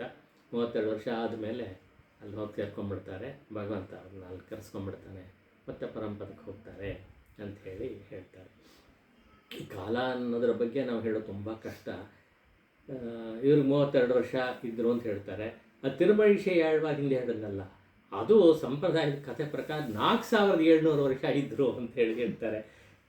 ಇದೆಲ್ಲ ನಾವು ಊಹೆ ಮಾಡ್ಕೊಳಕ್ಕಾಗಲ್ಲ, ಕಾಲ ಪರಿಮಾಣ ಅದು ನಮ್ಗೆ ಅರ್ಥ ಆಗಲ್ಲ. ಯಾವ ಮಾನದಲ್ಲಿ 4700 ವರ್ಷ ಅನ್ನೋದು ನಮ್ಗೆ ಗೊತ್ತಿಲ್ಲ. ಅದು ಹೇಳ್ತಾರೆ, ಸಂಪ್ರದಾಯ ಕಥೆಯೆಲ್ಲ ಹಾಗೆ ಬರುತ್ತೆ ಅಂತ ಅಷ್ಟು ಮಾತ್ರ ತಿಳ್ಕೊಬೋದು. ಇಷ್ಟನ್ನು ಬರ್ಕೊಂಡ ಮೇಲೆ ಇವರು ಆಚಾರ್ಯರಾಗ್ತಾರೆ ಅಂತ ಹೇಳಿದ್ನಲ್ಲ. ನಮ್ಮಲ್ಲಿ ಶ್ರೀ ವೈಷ್ಣವ ಸಂಪ್ರದಾಯದಲ್ಲಿ ಆಚಾರ್ಯರಿಗೆ ಬಹಳ ವಿಶೇಷವಾದ ಒಂದು ಸ್ಥಾನವನ್ನು ಕೊಡ್ತಾರೆ. ಆಚಾರ್ಯರು ಅಂತ ಹೇಳಿದ್ರೆ ಭಗವಂತನಿಗಿಂತ ತುಂಬ ದೊಡ್ಡವರು ಅನ್ನೋ ಅರ್ಥಲ್ಲೇ ಅಷ್ಟು ಗೌರವದಿಂದ ನೋಡ್ತಾರೆ. ದೊಡ್ಡವ್ರಂದ್ರೆ ಹಂಗಲ್ಲ, ಭಗವಂತನ ನೇರವಾಗಿ ನಾವು ನೋಡೋಕ್ಕಾಗಲ್ಲ. ನೋಡೋದಕ್ಕೆ ಸಹಾಯ ಮಾಡೋ ಅಂಥವ್ರು ಯಾರಪ್ಪ ಅಂತ ಹೇಳಿದ್ರೆ ಆಚಾರ್ಯರೇ. ಆಚಾರ್ಯರ ಮೂಲಕ ನಾವು ಅಲ್ಲಿ ಭಗವಂತನ ಹೊಂದೋದು ಅಂಥೇಳಿ ಹೇಳೋದ್ರಿಂದ ಇದು ತುಂಬ ವಿಶೇಷವಾಗಿ ಆಚಾರ್ಯರಿಗೆ ತುಂಬ ಅಗ್ರ ಸ್ಥಾನವನ್ನು ಕೊಡ್ತಾರೆ.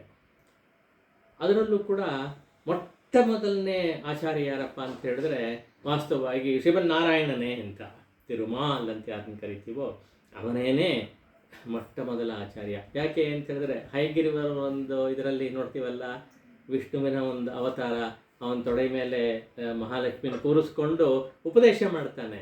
ಆ ಮಕ್ಕಳಿಗೆಲ್ಲ ಈ ಉಪದೇಶವನ್ನು ಕೊಡು, ನೀನು ತಲುಪಿಸು ಅಂತ ಹೇಳಿ ಕೊಡ್ತಾನಲ್ಲ. ಅದರಿಂದ ಆಚಾರ್ಯಕಂ ಉಪಾಶ್ರಿತ ಅಂತ ಹೇಳಿದ್ರೆ ಇವನು ಆಚಾರ್ಯನಾಗಿ ಕುಳಿತು ಭಗವಂತ ಮಹಾಲಕ್ಷ್ಮಿಗೆ ಉಪದೇಶ ಮಾಡ್ತಾನೆ ಅಂತ ಹೇಳುವಾಗ ಮೊಟ್ಟ ಮೊದಲನೇ ಆಚಾರ್ಯ ಯಾರಪ್ಪ ಅಂತ ಹೇಳಿದ್ರೆ ಶ್ರೀಮನ್ನಾರಾಯಣನೇ.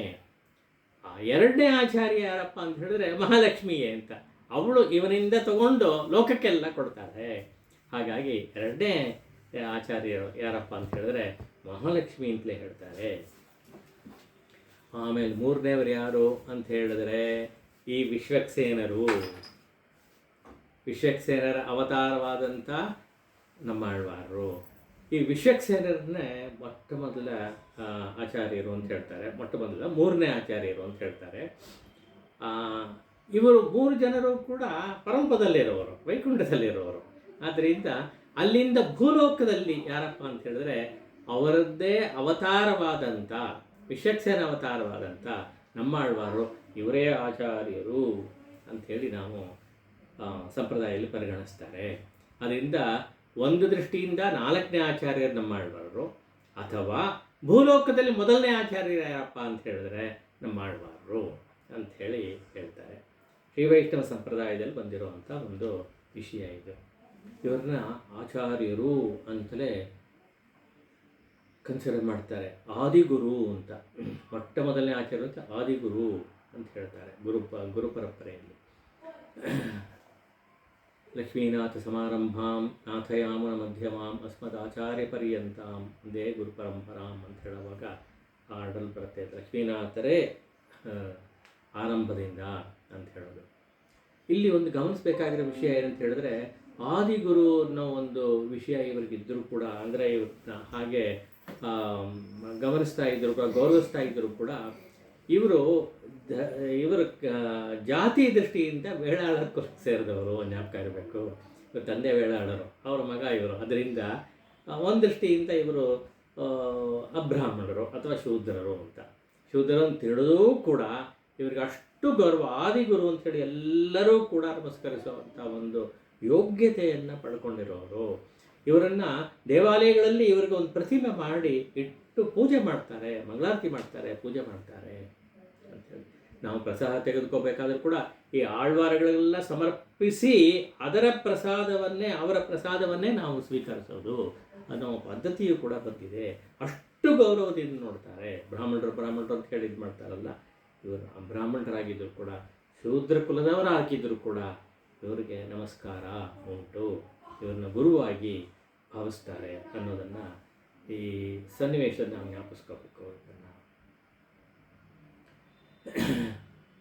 ಈಗ ಮುಂದಿನ ಕೆಲಸ ಏನಪ್ಪ ಅಂತ ಹೇಳಿದ್ರೆ, ಎಲ್ಲ ಬರ್ಕೊಂಡ್ರು ಇವರು. ಬರ್ಕೊಂಡಿದ್ದನ್ನು ಏನು ಮಾಡಬೇಕು ಅಂತ ಹೇಳಿದ್ರೆ, ಲೋಕದಲ್ಲಿ ಇದನ್ನು ಪ್ರಚಾರ ಮಾಡಬೇಕು, ಲೋಕದ ಜನಗಳಿಗೆಲ್ಲ ಇದನ್ನು ಕೊಡಬೇಕು. ಇಂಥ ಅಮೂಲ್ಯವಾದ ವಿಷಯ. ಇದು ವಿಷಯ ಏನು ಹೇಳುತ್ತೆ ಅನ್ನೋದು ಮುಂದೆ ಹೇಳೋಣ. ಈಗ ಮಧುರ ಕವಿಯರ ಒಂದು ವೃತ್ತಾಂತವನ್ನು ಸ್ವಲ್ಪ ಮುಂದುವರಿಸೋಣ. ಅವರೇನು ಮಾಡ್ತಾರೆ, ಇದನ್ನು ಎಲ್ಲರಿಗೂ ಕೂಡ ಅನುಗ್ರಹಿಸಬೇಕು, ಕೊಡಬೇಕು, ಕೊಟ್ಟು ಇದರಿಂದ ಲೋಕವೆಲ್ಲ ಉದ್ಧಾರವಾಗಬೇಕು, ಜನಗಳೆಲ್ಲ ಉದ್ಧಾರವಾಗಬೇಕು ಅನ್ನೋ ಒಂದು ಆಸೆ ಉಂಟಾಗುತ್ತೆ. ಅದನ್ನು ಹರಡಿ ಅದನ್ನು ಹೇಳ್ಕೊಂಡು ಗಾನ ಹೇಳ್ಕೊಂಡು ಹೋಗ್ತಾರೆ. ಎಲ್ಲ ಕಡೆ ಹೇಳ್ತಾರೆ. ಅದನ್ನು ಪಾರಾಯಣ ತರಹ ಮಾಡ್ತಾರೆ. ಎಲ್ಲರೂ ಕೂತ್ಕೊಂಡು ಕೇಳ್ತಾರೆ. ತುಂಬ ಸಂತೋಷ ಆಗುತ್ತೆ ಕೇಳೋರಿಗೆಲ್ಲ. ಅವರೆಲ್ಲ ಕೇಳ್ತಾರಂತೆ, ಇದೆಲ್ಲ ಹೇಳ್ತಾ ಇರಲಿಲ್ಲ, ಇದೆಲ್ಲ ಯಾರದ್ದು ಅಂತ ಕೇಳ್ತಾರಂತೆ. ಆವಾಗ ಅವರು ಇದೆಲ್ಲ ನಮ್ಮ ಆಳ್ವಾರ್ದು ಅಂತ ಹೇಳ್ತಾರಂತೆ. ನಮ್ಮ ಆಳ್ವಾರ್ದು ಅಂತ ಹೇಳುವಾಗ ಇವ್ರ ಉದ್ದೇಶ ನನ್ನ ಆಚಾರ್ಯರಾಗಿರುವಂಥ ಆಳ್ವಾರು ಅಂತ ಹೇಳೋದು ಅಂತ. ಆದರೆ ನಮ್ಮ ಆಳ್ವಾರು ಅಂತ ಹೇಳೋದ್ರಿಂದ ಹಾಗೆ ಹೇಳಿ ಹೇಳಿ ಹೇಳಿ ಕೊನೆಗೆ ಅವ್ರ ಹೆಸರೇ ನಮ್ಮ ಆಳ್ವಾರ ಆಗೋಯ್ತು ಅಂತ. ಹಾಗಾಗಿ ಇವರಿಗೆ ನಮ್ಮ ಆಳ್ವಾರ ಅಂತ ಹೆಸರು ಬಂತು ಅಂಥೇಳಿ ಒಂದು ವ್ಯಾಖ್ಯಾನವನ್ನು ಮಾಡ್ತಾರೆ. ಮತ್ತೊಂದು ವ್ಯಾಖ್ಯಾನ ಏನಪ್ಪ ಅಂತ ಹೇಳಿದ್ರೆ, ಶ್ರೀರಂಗದ ರಂಗನಾಥ ಸ್ವಾಮಿಯೇ ತುಂಬ ಸಂತೋಷಪಟ್ಟು ಇವರ ಪಾಶಗಳನ್ನು ಕೇಳಿ ತುಂಬ ಸಂತೋಷಪಟ್ಟು ಇವರು ಅಲ್ಲಿ ಶ್ರೀರಂಗಕ್ಕೆ ಹೋಗಿ ಅಲ್ಲಿ ಪಾಶಗಳೆಲ್ಲ ಸೇವಿಸ್ತಾ ಇದ್ರು. ಅದನ್ನು ಕೇಳಿ ಅವ್ರನ್ನ ನಮ್ಮ ಆಳ್ವಾರರೇ ಅಂತ ಕರೆದನಂತೆ ಭಗವಂತ. ಕರೆದಾಗ ಆ ದೃಷ್ಟಿಯಿಂದ ಭಗವಂತನೇ ಕೊಟ್ಟಂಥ ಬಿರುದು ಇದು ಅನ್ನೋ ಅರ್ಥದಲ್ಲಿ ತೆಗೆದುಕೊತಾರೆ. ನಮ್ಮ ಆಳ್ವಾರ್ ಅಂತ ಹೇಳ್ತಾರೆ. ಇದರ ವೈಶಿಷ್ಟ್ಯ ಏನಪ್ಪ ಅಂತ ಹೇಳಿದ್ರೆ, ಇವರು ಮಾಡಿದಂಥ ಪಾಶರಗಳು ಇವರ ಕಡೆಯಿಂದ ಇವರ ಒಂದು ತಿರುವಾಯಿ ಮಲರ್ಂದರುಳಿಯ ಅಂತ ಹೇಳ್ತಾರಲ್ಲ ತಮಿಳಲ್ಲಿ, ಹಾಗೆ ಬಂದಿದ್ದೆಲ್ಲ ವೇದಕ್ಕೆ ಸಮಾನವಾದದ್ದು, ವೇದಗಳಿಗೆ ಸಮಾನವಾದದ್ದು ಅಂತ. ವೇದ ಯಾವ ವಿಷಯಗಳನ್ನು ಹೇಳ್ತಾ ಇದೆಯೋ ಆ ವಿಷಯಗಳ ಸಾರವನ್ನು ಇದು ಹೇಳ್ತಾ ಇದೆ. ಇವರ ಪ್ರಬಂಧಗಳೆಲ್ಲ ಹೇಳ್ತಾ ಇದೆ. ಅಂದರೆ ತಮಿಳು ಭಾಷೆಯಲ್ಲಿದೆ ವೇದಗಳೆಲ್ಲ ಸಂಸ್ಕೃತ ಭಾಷೆಯಲ್ಲಿದೆ. ಅದರ ಅಭಿಪ್ರಾಯವನ್ನು, ಅದರ ಸಾರವನ್ನು ತಮಿಳು ಭಾಷೆಯಲ್ಲಿ ಹೇಳ್ತಾ ಇದೆ ಇದು. ಅದರಿಂದ ಇದು ದ್ರಾವಿಡ ವೇದ ಸಾಗರ, ದ್ರಾವಿಡ ವೇದ ಅಂತ ಇದನ್ನು ಕರೀತಾರೆ. ದ್ರಾವಿಡ ವೇದ, ತಮಿಳ್ ವೇದ ಅಂತ ಹೇಳಿ ಇದನ್ನು ಕರೀತಾರೆ. ಸಾಮಾನ್ಯವಾಗಿ ನಾರಾಯಣ ದಿವ್ಯ ಪ್ರಬಂಧಗಳು ಅಷ್ಟನ್ನೂ ಕೂಡ ತಮಿಳು ವೇದ ಅಂತಲೇ ಕರೀತಾರೆ. ಅದರಲ್ಲೂ ಕೂಡ ವಿಶೇಷವಾಗಿ ನಮ್ಮಾಳ್ವಾರು ಮಾಡಿದಂಥ ಒಂದು ಭಾಷೆಗಳನ್ನು ದ್ರಾವಿಡ ವೇದ ಅಂತ ಕರೆಯುವಂಥ ಒಂದು ರೂಢಿ ಇದೆ. ಅದಕ್ಕೆ ಮಂಗಳ ಶ್ಲೋಕದಲ್ಲಿ ಹೇಳುವಾಗಲೂ ದ್ರಾವಿಡ ವೇದ ಸಾಗರಂ ಅಂತ ಹೇಳಿದ್ದು. ಕೆಲವು ಉದಾಹರಣೆಗಳು ಮಾತ್ರ ಕೊಡ್ತೀನಿ. ವೇದದಲ್ಲಿರೋ ಅಭಿಪ್ರಾಯ ಇಲ್ಲಿ ಹೇಗೆ ಬಂದಿದೆ ಅಂತ ಹೇಳಿದ್ರೆ, ವೇದದಲ್ಲಿ ಏನು ಹೇಳುತ್ತೆ, ಭಗವಂತನ ಶರೀರ ಯಾವುದಪ್ಪ ಅಂತ ಹೇಳಿದ್ರೆ ಇಡೀ ವಿಶ್ವವೆಲ್ಲ ಭಗವಂತನ ಶರೀರವೇ ಆಗಿಬಿಟ್ಟಿದೆ ಅಂತ ಹೇಳ್ತಾ ಇದೆ ವೇದ. ಅದನ್ನೇ ಹೇಳುವಾಗ ಚರಾಚರಾಣಿ ಭೂತಾನಿ ಸರ್ವಾಣಿ ಭಗವದ್ಬಪುಹು ಅಂತ ಆಚಾರ್ಯರು ಹೇಳ್ತಾರೆ. ಅದೇ ಅಭಿಪ್ರಾಯವನ್ನೇ ಹೇಳುವಂಥ ಮಾತಿದು.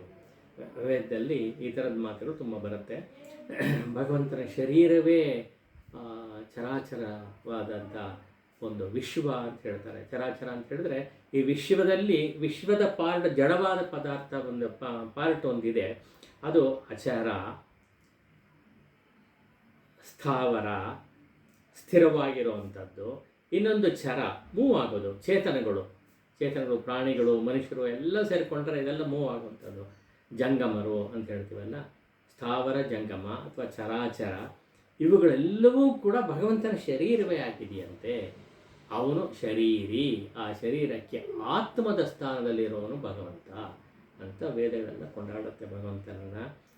ಅದೇ ಅಭಿಪ್ರಾಯವನ್ನೇ ಇವರ ಒಂದು ಪಾಶರವು ಕೂಡ ತಿರುವಾಶರೀಯದಲ್ಲಿ ಆಶ್ಚರ್ಯಂ ಅಂತ ಹೇಳಿದ್ನಲ್ಲ, ಎರಡನೇದು ತಿರುವಾಶರ್ಯಂ ಅಂತ ಅದನ್ನೇ ಹೇಳ್ತಾ ಇದೆ. ಅದೇ ಅಭಿಪ್ರಾಯವನ್ನು ತಮಿಳಲ್ಲಿ ಹೇಳ್ತಾರೆ. ಮುಂದೆ ಅದನ್ನು ಪಾಶರವಾಗಿ ಹೇಳುವಾಗ ಇದನ್ನು ಹೇಳ್ತೀನಿ. ಈಗ ಸುಮ್ಮನೆ ಅಭಿಪ್ರಾಯ ಮಾತ್ರ ಹೇಳ್ತಾ ಇದ್ದೆ. ಹಾಗೆ ಅದನ್ನು ಹೇಳುತ್ತೆ. ಅಂದರೆ ವೇದದಲ್ಲಿ ಬರೋ ಅಭಿಪ್ರಾಯಗಳಲ್ಲಿ ಹೇಗೆ ಸಹಜವಾಗಿ ಭಾಷೆಗಳು ಬಂದ್ಬಿಟ್ಟಿದೆ ಅನ್ನೋದನ್ನು ಗಮನಿಸಬೇಕು. ಆಮೇಲೆ ಎಲ್ಲದಕ್ಕೂ ಕೂಡ ಬೀಜ ರೂಪದಲ್ಲಿದ್ದಾನೆ ಭಗವಂತ ಅನ್ನೋದನ್ನು ವೇದ ಹೇಳುತ್ತೆ. ಅದೇ ಅಭಿಪ್ರಾಯದಲ್ಲಿ ಎಲ್ಲವಟ್ಟಿರ್ಕಂ ವಿತ್ತಾಹ ಇರುಪ್ಪವನ್ ಅಂಥೇಳಿ ಪಾಶರದಲ್ಲಿ ಬರುತ್ತೆ. ಹಾಗೆ ಎಲ್ಲವಟ್ಟಿಲಂ ನಿರೈಂದುಳ್ಳಾನ್ ಅಂತ ಬರುತ್ತೆ. ಎಲ್ಲವನ್ನೂ ಸೃಷ್ಟಿ ಮಾಡಿಬಿಟ್ಟ ಅವನೇ ಸೃಷ್ಟಿ ಮಾಡಿದ್ದು. ಸೃಷ್ಟಿ ಮಾಡಿ ಅದರಲ್ಲಿ ಅವನು ಸೇರ್ಕೊಂಡ್ಬಿಟ್ಟ ಅಂತ, ಅನುಪ್ರವಿಷ್ಟನಾದ ಅಂತ ವೇದ ಹೇಳುವಾಗ, ಉಪನಿಷತ್ ಹೇಳುವಾಗ ಅನುಪ್ರವಿಷ್ಟನಾದ ಅಂತ ಹೇಳ್ತಾರಲ್ಲ, ಹಾಗೆ ಇಮ್ಮನೆಂಟ್ ಅಂತ ಹೇಳ್ತಾರೆ. ಇಮ್ಮನೆಂಟ್ ಆದರೂ ಕೂಡ ಇದನ್ನು ಬಿಟ್ಟು ಅತ್ಯತಿಷ್ಠ ದಶಾಂಗುಲಂ ಅಂತ ಹೇಳೋ ಹಾಗೆ ಇದೆಲ್ಲ ಬಿಟ್ಟು 10 ಅಂಗುಲ ಎತ್ತರದಲ್ಲಿ ಅವನೇ ತಾನಾಗಿ ನಿಂತಿದ್ದಾನೆ. ಇದನ್ನು ಬಿಟ್ಟು ನಿಂತ್ಕೋತಾನೆ, ಇದರ ಒಳಗಡೆಯೂ ಪ್ರವೇಶ ಮಾಡ್ತಾನೆ.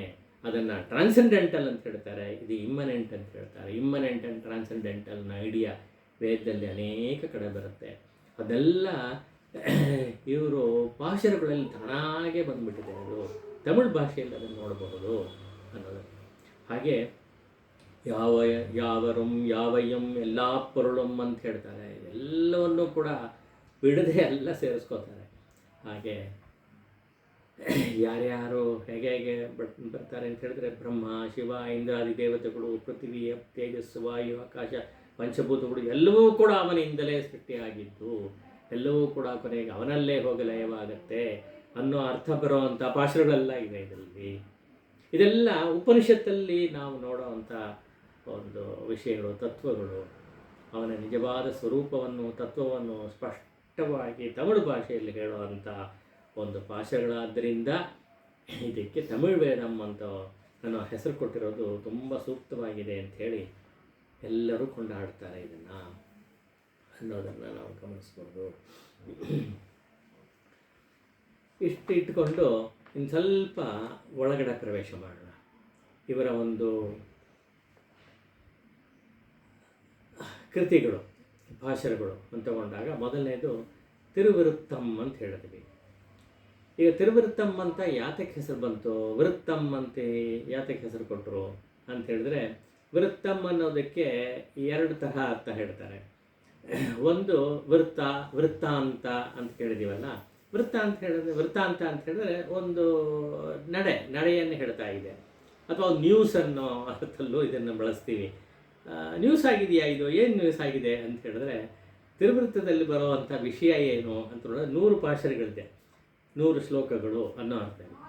100 ಪಾಶರಗಳು ಏನು ಹೇಳ್ತಾರೆ, ಥೀಮ್ ಏನಪ್ಪ ಅಂತ ಹೇಳಿದ್ರೆ ನಾಯಕಿ ನಾಯಕ ಭಾವ ಪೂರ್ತಿ ತುಂಬಿಕೊಂಡಿದೆ. 100 ಪಾಶರಗಳಲ್ಲೂ ಕೂಡ ತುಂಬಿಕೊಂಡಿದೆ. ಮೊದಲನೇ ಪಾಶರ ಪ್ರಾರ್ಥನೆಯಾಗಿದೆ, ವಿಣ್ಣಪ್ಪಂ ಅಡಿಯೇನ್ ಚೆಯ್ಯುಂ ವಿಣ್ಣಪ್ಪಮೇ ಅಂತ ಹೇಳ್ಕೊತಾರೆ ಪ್ರಾರಂಭದಲ್ಲಿ. ಅದನ್ನು ಮುಂದೆ ವಿವರಿಸೋಣ. ಅದನ್ನು ಬಿಟ್ಟು ಉಳಿದ ಪಾಶಗಳೆಲ್ಲ ನೋಡಿದಾಗ 99 ಕೂಡ ನಾಯಕ ನಾಯಕಿ ಭಾವವನ್ನು ಹೇಳ್ತಾ ಇದ್ದಾಳೆ. ವಿಶೇಷವಾಗಿ ನಾಯಕಿಯಾದವಳು ತನ್ನ ಒಂದು ಪ್ರೀತಿಯನ್ನು, ಪ್ರೇಮವನ್ನು ತೋರಿಸ್ಕೋತಾಳೆ, ನಾನಾ ಥರದಲ್ಲಿ ತೋರಿಸ್ಕೋತಾಳೆ. ನಾಯಕನನ್ನು ಹೊಂದಬೇಕು ಅಂತ ಅಷ್ಟೇ ಇದು. ಒಂದು ದೃಷ್ಟಿಯಿಂದ ಕಾಮದ ವಿಷಯವೇ. ಕಾಮ ಅಂತ ಹೇಳಿ ಎಂಥ ಕಾಮ ಅಂತ ಹೇಳಿದ್ರೆ ಭಗವತ್ ಕಾಮ, ಇದು ಆತ್ಮಕಾಮ. ಯಾಕೆಂದರೆ ಕೇಳ್ತಾ ಇರೋದು ಭಕ್ತೆಯಾಗಿ ಕೇಳ್ತಾ ಇದ್ದಾಳೆ. ಭಕ್ತೆ ಭಗವಂತನ ನೋಡಬೇಕು, ಅವನನ್ನು ಕಾಣಬೇಕು. ಯಾವತ್ತೋ ಕಂಡಿರಬಹುದು, ಈಗ ಬಿಟ್ಟು ಹೋಗ್ಬಿಟ್ಟಿದ್ದಾನೆ. ಅದರಿಂದ ವಿರಹ ತಾಪ ತಡೆಯೋಕ್ಕಾಗದೇ ಇರೋ ಅಂಥ ವಿರಹ ತಾಪ. ಈಗಲೇ ಭಗವಂತನ ನೋಡ್ಬಿಡ್ಬೇಕು ನಾನು, ನನ್ನ ಪ್ರಿಯತಮನನ್ನು ನೋಡ್ಬಿಡ್ಬೇಕು ಅಂಥೇಳಿ ಅಷ್ಟು ಆಸೆ ಪಡ್ತಾ ಇರೋವಂಥ ಒಂದು ಸನ್ನಿವೇಶ. ಅದನ್ನು ಹೇಳ್ತಾ ಇದ್ದಾಳೆ. ಅದನ್ನು ಹೇಳಬೇಕಾದ್ರೆ ಹೇಗೆ ಹೇಳ್ತಾಳೆ ಅಂತ ಹೇಳಿದ್ರೆ ಸಖಿಗಳ ಮೂಲಕ ಹೇಳಿ ಕಳಿಸ್ತಾಳೆ. ಕಾವ್ಯಗಳಲ್ಲಿ ಬರ್ತಲ್ಲ, ಅದೇ ತರಹವೇ ಇಲ್ಲೂ ಕೂಡ ಇದೆ. ಅಥವಾ ಇದನ್ನು ನೋಡ್ಕೊಂಡು ಕಾವ್ಯ ಬಂತು, ಅದು ಹೇಗೋ ಒಟ್ಟಿನಲ್ಲಿ. ಅಂದರೆ ಅವಳ ಮನಸ್ಸನ್ನು ತಿಳಿಸೋವಂಥ ಅನೇಕ ಭಾಷೆಗಳು ಬರುತ್ತೆ. ಅದು ಸಖಿಗಳೆಲ್ಲ ಅರ್ಥ ಮಾಡಿಕೊಂಡು ಅದನ್ನು ತಿಳ್ಕೊಂಡು ಇವಳನ್ನು ಗಮನಿಸಿ ಇವಳ ಒಂದು ಮನಸ್ಥಿತಿಯನ್ನು ಚೆನ್ನಾಗಿ ಗಮನಿಸ್ಕೊಂಡು ನಾಯಕನಿಗೆ ಅದನ್ನು ಹೇಳೋದಕ್ಕೆ ಹೊರಡ್ತಾರೆ ಅನ್ನೋ ಒಂದು ವಿಷಯ ಇದೆಯಲ್ಲ, ಇದನ್ನು ಭಾಷೆಗಳು ಚೆನ್ನಾಗಿ ನೋಡಬಹುದು. ಈ ವೃತ್ತಾಂತವನ್ನು ಹೇಳೋದ್ರಿಂದ ಇದಕ್ಕೆ ವೃತ್ತಂ ಅಂತ ಹೆಸರು ಕೊಟ್ಟರು ಅಂಥೇಳಿ ವ್ಯಾಖ್ಯಾನ ಮಾಡಿ ಹೇಳ್ತಾರೆ. ವೃತ್ತಂ ಅಂತ ಹೇಳೋದು ಅಷ್ಟೇ ಅಲ್ಲ, ಇಲ್ಲಿ ಬರೋವಂಥ ವಿಷಯ ತುಂಬ ಸ್ಪೆಷಲ್ ಆಗಿದೆ, ವಿಶೇಷವಾಗಿದೆ. ಯಾಕೆ ಅಂತ ಹೇಳಿದ್ರೆ ಯಾರ ವೃತ್ತ ಇದು ಅಂತ ಹೇಳಿದ್ರೆ ಭಕ್ತೆಯ ವೃತ್ತ ಇದು. ಈ ನಾಯಕ ಯಾರು ಅಂತ ಹೇಳಿದ್ರೆ ಭಗವಂತನೇ ನಾಯಕನಾಗಿದ್ದಾನೆ, ಶ್ರೀಮನ್ನಾರಾಯಣನೇ ನಾಯಕನಾಗಿದ್ದಾನೆ. ನಾನು ಸ್ಪಷ್ಟವಾಗಿ ಶ್ರೀಮನ್ನಾರಾಯಣ ಅಂತಲೇ ಹೇಳ್ಬಿಡ್ತಾರೆ, ಅವನೇ ನಾಯಕ.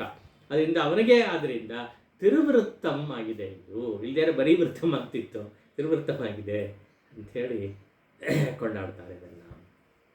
ಎರಡನೇ ಅರ್ಥ ಏನು ಹೇಳ್ತಾರೆ ಅಂತ ಹೇಳಿದ್ರೆ, ವೃತ್ತಂ ಅಂದರೆ ಸಾಮಾನ್ಯ ವೃತ್ತಾಕಾರ ಅಂತ ಹೇಳ್ತೀವಿ, ರೌಂಡ್, ಒಂದು ಸರ್ಕಲ್ ಅಂತ ಹೇಳ್ತೀವಿ. ಸರ್ಕಲ್ನ ಅರ್ಥಲ್ಲೂ ಉಪಯೋಗಿಸ್ತಾರೆ. ಸರ್ಕಲ್ನ ವೈಶಿಷ್ಟ್ಯ ಏನಪ್ಪ ಅಂತ ಹೇಳಿದ್ರೆ ತಿರುಗ್ತಾ ಇರುತ್ತೆ, ಸುತ್ತಾ ಇರುತ್ತೆ ಅಂಥೇಳಿ. ಸುತ್ತೋದು ಎಲ್ಲಿ ಬರುತ್ತೆ ಅಂತ ಹೇಳಿ ಸಂಸಾರಣ ಅಂತ. ಸಂಸಾರದಲ್ಲಿ ಸಿಗಾಕೊಂಡ್ರೆ ಸುತ್ತಾ ಇರ್ತಾನೆ.